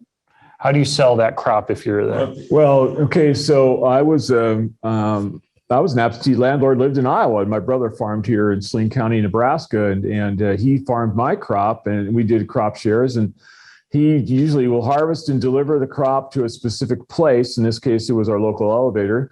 And so I knew that at the end of harvesting, I could call the elevator and I had so many bushels to sell. And then I would just call that elevator on the day I wanted to sell those bushels. If I wanted to sell them all, part of them, whatever I wanted to do. And so usually it's worked out that the tenant will deliver those bushels to a specific place. And then the landlord knows that they can negotiate to get those bushels sold. If it's a commingled crop, which happens in a fair number of cases where the tenant just harvests everything and puts it all in one bin, and it's from that farm, then typically what will happen is that the tenant will just sell his crop, and then you get your share when he sells his crop. And that doesn't mean that the landlord participated at all in home marketing. The tenant took care of it. So it just depends on your situation. But typically the tenant will take the crop, your share of the crop, to a specified location, and you get that many bushels done to sell. All right, very good. Okay. All right, another question we had here. Do you want to run over the 6-month verbal lease termination notice just one more time? They wanted you to reiterate that. Okay, so if I have a verbal or handshake agreement for crop ground, I want to end that and I want to get to a written lease. All crop ground leases start on March 1st if they're verbal or handshake, and they end on February 28th, February 29th on leap year. In order to stop that verbal or handshake agreement, I have to give that other party, landlord or tenant, a notice 6 months prior to March 1st, which means that's September 1st of a specific year. In other words, my cropland lease for 2022, let's take this year, started on March 1st if it's a handshake or verbal agreement. And it will end on February 28th of 23. If I want to stop that and I want to get it switched to a written lease, then I have to give notice before September 1st that lease is going to stop. You're going to do it typically by certified letters that they have to sign for it. And don't call and ask for how that letter should be written. We can't give legal advice. That would be legal stuff. And so if you need to have a letter drafted by a lawyer, just pay the few bucks and have that done. But it just needs to say, you're renting my farm ground. This is kind of a brief legal description of where it's at and how many acres it is. We're stopping this handshake or verbal lease on February 28th of 23. You can even say we'll be willing to work with you on a written lease after March 1st, but you have to kind of determine that how you want to handle that yourself. All right. Notice he said cropland leases. He did not mention grazing land leases. Grazing land leases, I am aware there are areas where they graze year round where they kind of rotate it. But traditionally speaking, grazing land is a 5-month period. And with a 5-month period, it's not an annual lease unless there's some provision in that grazing land that the tenant also gets to maybe cut the property in the fall for hay or do hunting or something. But assuming it's just for the traditional 5-month grazing season, you don't have to give that notice. But once again, with Allan's information, communication, you want to, both party wants to inform the other one what their intentions are. Yeah, technically, in a pasture lease, it starts on May 1st and typically goes to May 1st or June 1st and goes to October 1st or November 1st. You could still technically stop a pasture lease for 22, although I think it's a little late in the game to be doing that. I don't think it's fair to the other party. So just make sure that you have good communication and decide when that's going to be handled. All right. So a question that was asked when I was talking before it is, in I believe they said Southeast Nebraska, what percent of the pastures or what percent of the grazing land is in either pasture rate per acre or cow calf per rate per month or per season? I don't have a good feel on that. I tend to talk to people a little bit more about cow-calf pair rates per day or per month, per season. The one thing I would say is if you are dealing with a landlord and they have to have it as a cow-calf pair rate and you really want to pay to it on a per acre basis, can you work through the math? Okay, how many acres do I have? How much would it have to be per acre? Okay, what's the total amount there? And then would you divide it by the number of pair of cows divided by 5 to back out a 5-month grazing rate? Try to kind of, I know it's a little bit confusing to work through these things, but I would encourage you, if you can work between one to the other or back and forth, it's one way to kind of estimate it and kind of work with it. Alan, do you have my input on this is simply that in southeast Nebraska and all of eastern Nebraska, it's more common to have a per acre rate. If you get past about Highway 14, especially if you get past Highway 281, which is Highway 14, which is the Albion Clay Center line, 281, which is the Grand Island O'Neill line, you get past that, it's pretty much all cow-calf pair rate. That would be the king. In northeast Nebraska, it seems to me cow-calf is becoming more popular, but once again, what matters, and Al would agree with me, what are you paying? What are you receiving? What gets put in that little box on the check blank when you write it out? That's what matters. Okay. Another question here. This is probably geared a little bit more towards me. On a flexible lease, what is the best data to use to determine that base price, or they call it the starting point price? In the example, when I went through the flex lease, I talked about the planting time price guarantee from crop insurance. The planting time price guarantee from crop insurance is compared against the harvesting time price guarantee, or the harvesting time price with the crop insurance. It has to do with a 30-day average when the futures prices are trading. What is the closing price for certain corn, soybeans, wheat has it too. The reason I like the futures prices, it's not the farm level cash price, but is picking a price from over a period of time. If you want to pick the price of corn at your local elevator for every month or every Friday in March and compare it against every Friday in November, I'm fine with that. It's just, you got to pick that price from over a period of time. You can't pick the first Thursday in March against the first Thursday in November. Depending on what happened in the news, obviously everyone's very aware what's happening. Depending on what happened in the news, that can have a big influence on what the prices might be. All I would say is that if you're working on a flexible lease, deciding how to set the price is the most complicated, the most controversial or hardest thing to determine. Once you get that part figured out, everything else is easy. All right. So another question we got here is, how are cover crop expenses handled in a lease? I thought you were going to handle that one. All right.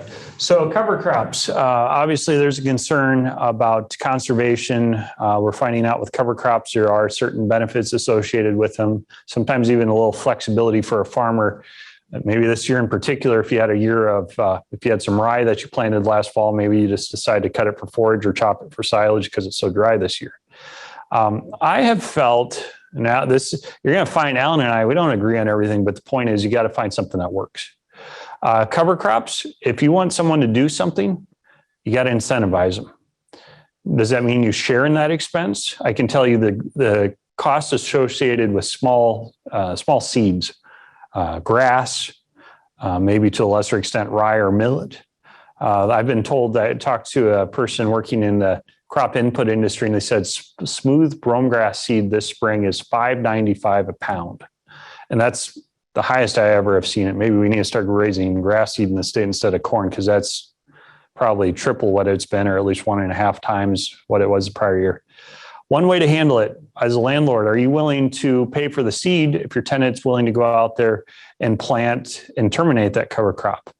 Are you willing to maybe split that expense? There are different incentive programs available through the USDA in the past. I'm sure there might be some still that they help cover a small portion of that cost. My opinion is, if you're concerned about conservation, you really want the tenant to do it, one way to handle that is to incentivize them, maybe give a discount off the cash rent, or maybe sharing some of that expense of the seed, or the diesel's another big expense this year. Alan, what do you have to say?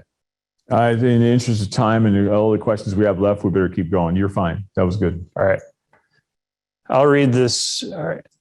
So the question we have here, I moved to our family farm. We are not farming it. We cash rent the crop ground out. The farm has a machine shed on it.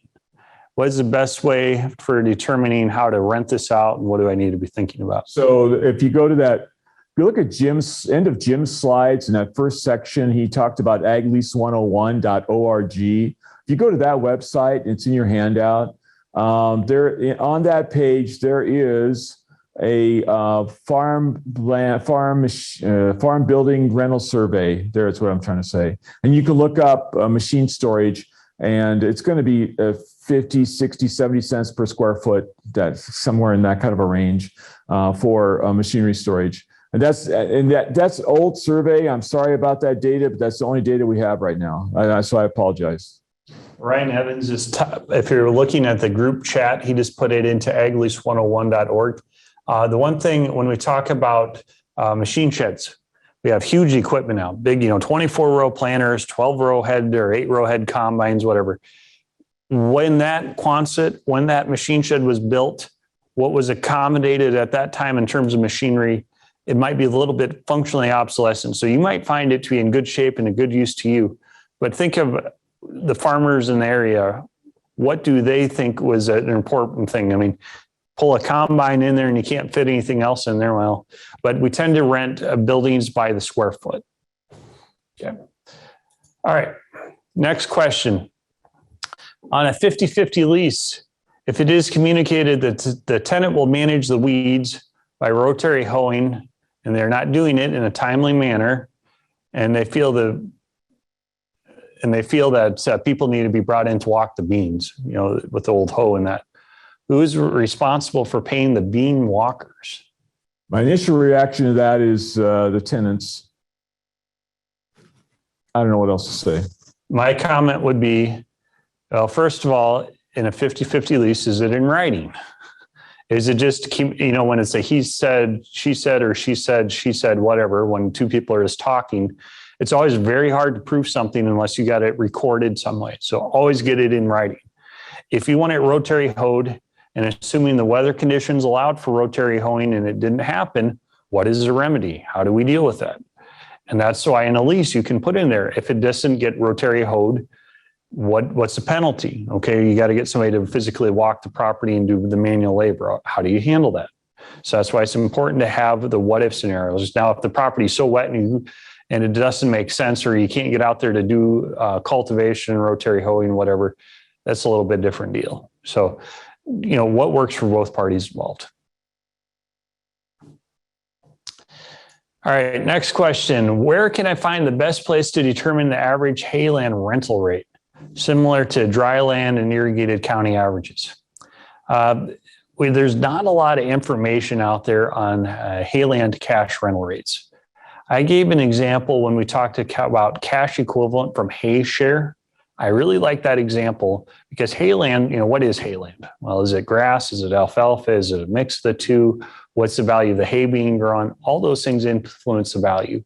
So when you talk about average hayland rental rates, what I would talk on, or what I would focus on or think about, I would probably take a look at the USDA has a website. You can find average cash prices for hay in your area or for your state.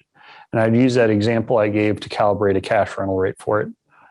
Maybe at best, it's a very poor dryland cropland rental rate. Not always, but traditionally hayland probably has some feature to it, especially if it's in the eastern part of Nebraska, that wouldn't prevent it or be allowed to be farmed. And that's why it's in native grass or something.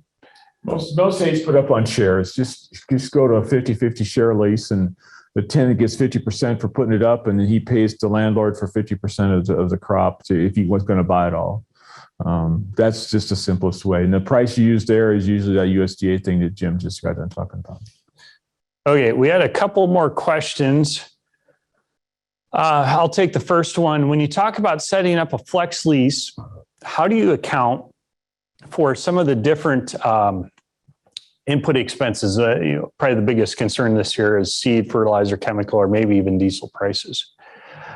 In the examples I gave, I focused simply on the income.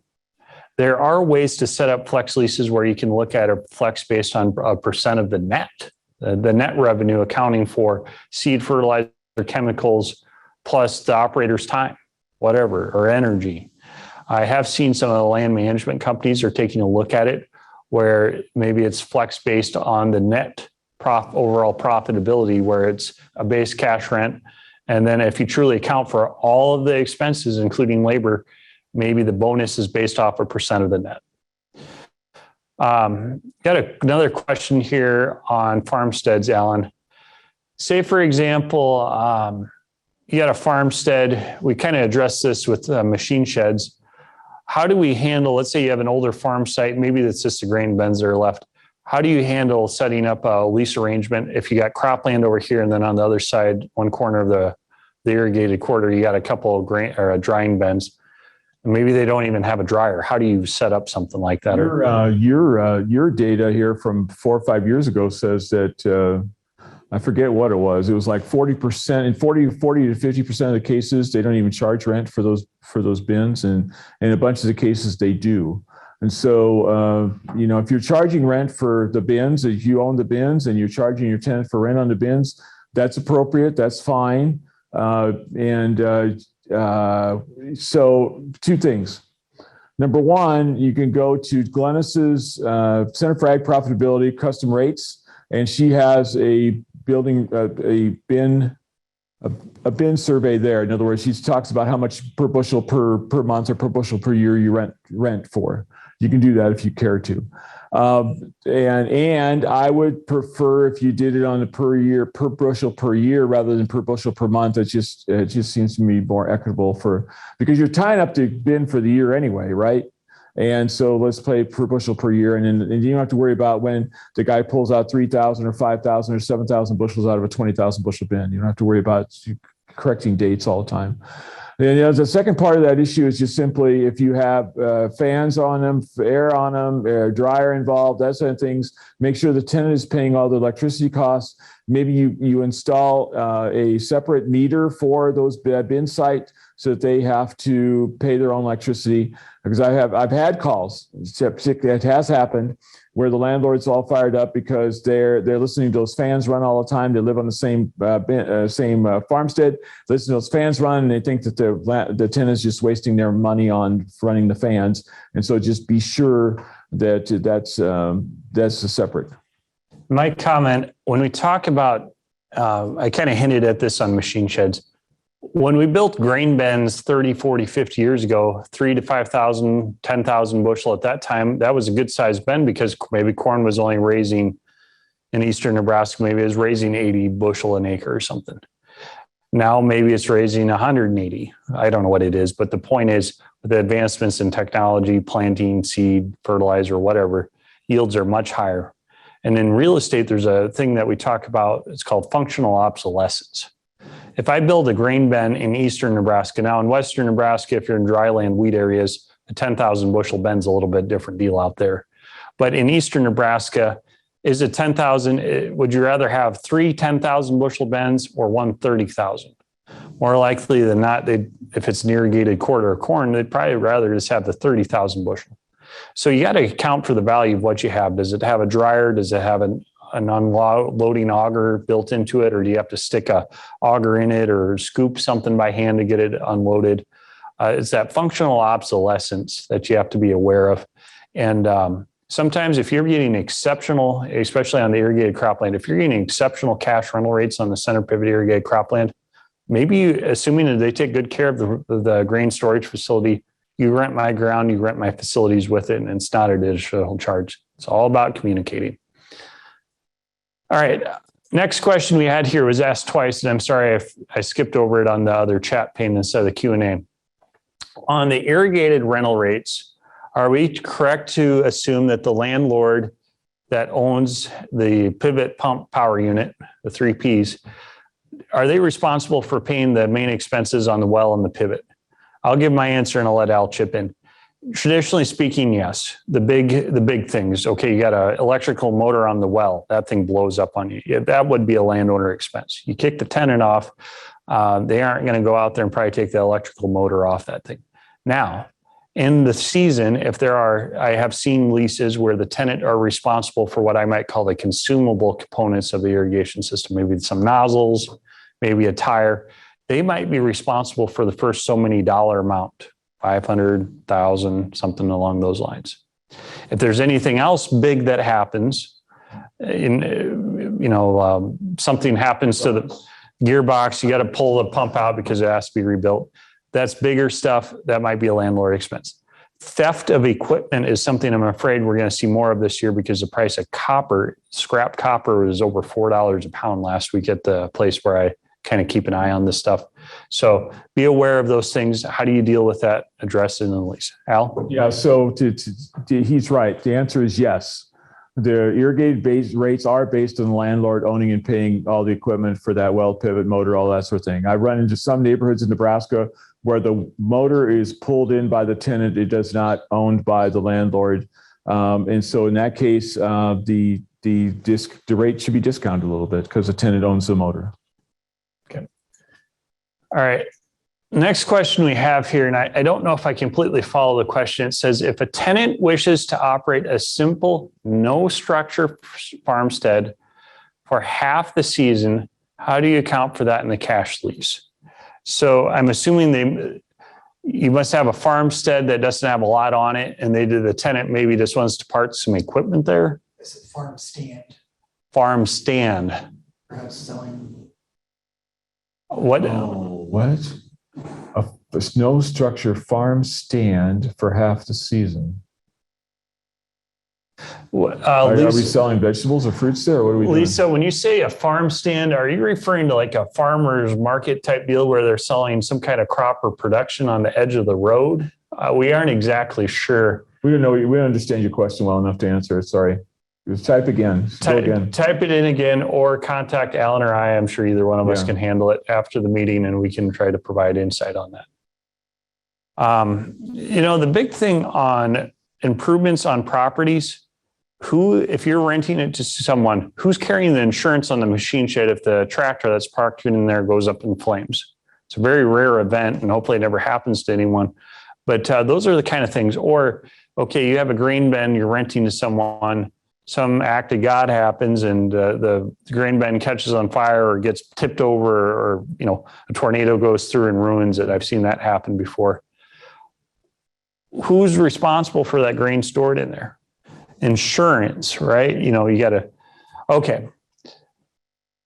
So you have a tenant that is renting a farm stand similar to a space to sell vegetables, like at a farmer's market on weekends. How do you set up a lease on basically an edge of the road stand? So first thing I'd worry about is who's covering the liability for that in case somebody comes out there and thinks they got hurt or may have gotten hurt at the farm, at that market. So have that conversation first between the landlord and the tenant, the person that's going to come out there and sell their vegetables.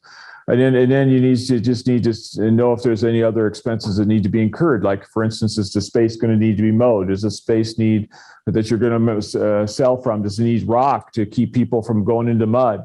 Those kind of things. I mean, just have a conversation about those things. In terms of how you would adjust the lease, I wouldn't worry about getting too much for that ground. I mean, if you're worried about it, if it's an acre and your taxes are $70 an acre, you ask for $70. You need to cover your taxes. I don't know that you need to cover a whole bunch more than that, but maybe you have other ideas. I've been asked questions like this in the past. When you have these improvements to a property that are unique, I've found people agreeing to a simple flat rate tend to work the best. Now I can't tell you charge 500 or 1,000 or 100 or what that is, but it seems to me just kind of a flat seasonal rate, assuming the tenant cleans the property or the stand up or maintains it. They don't leave rotten produce or something in there after they get done there. Assuming they take care of it, upkeep, as Al mentioned, are important things. Just make sure that whoever's doing that picks up after the customers, because you always have some customers that'll trash the place. And so you just make sure the trash is getting picked up and hauled out, all those kind of things. And once again, if they're renting a property that you're raising specialty crops or produce or fruits, vegetables, whatever, do you figure in the use of that stand as a part of renting this garden or orchard or whatever it is? maybe it's something you don't dissect from the overall lease arrangement. Maybe you figure it in because to sell those apples or whatever that is, maybe you need that farmer stand and you figure that into the entire deal. Go back up the chat side there, one side. I think there's one of the questions we didn't get to. Right there, stop. Should there be a variable cost component for a flexible lease accounting for increase? You talked about that, fertilizer and chemicals? Okay, all right. Okay, you got that one? Okay, good. All right. Well, with that, we have 2:28 on our end. We said we were going to be done at 2:30, and amazingly, we actually stayed on time today. So great questions. Thanks for all the questions, everybody. very engaging questions. Be sure to keep an eye out. We're going to be planning some outreach series this upcoming summer. And we will definitely, we were awarded another grant. We're going to be working on carbon credits and farm resiliency is the next thing. So we'll be having some of those planned for the fall and winter of 2022 into 2023. And as always, we're more than welcome to contact us. I tell you, please wait until like next Monday because we got a bunch of stuff to catch up on this afternoon and we're doing this again tomorrow. So, and once again, thank you to Ryan Evans and Mary Jarvie at the Haskell Ag Lab facility with UNL. Mary helped send out all this stuff. I know it was a tight timeline she was working under, so we really appreciate her. And Brian does a great job as always. Please have patience. Jim and I are in Omaha most of next week, so we'll be around a little bit on Monday and then maybe a little bit on Friday, and that's about it. So maybe. So even after the 1st of April would be a good time to get a hold of us. Thanks.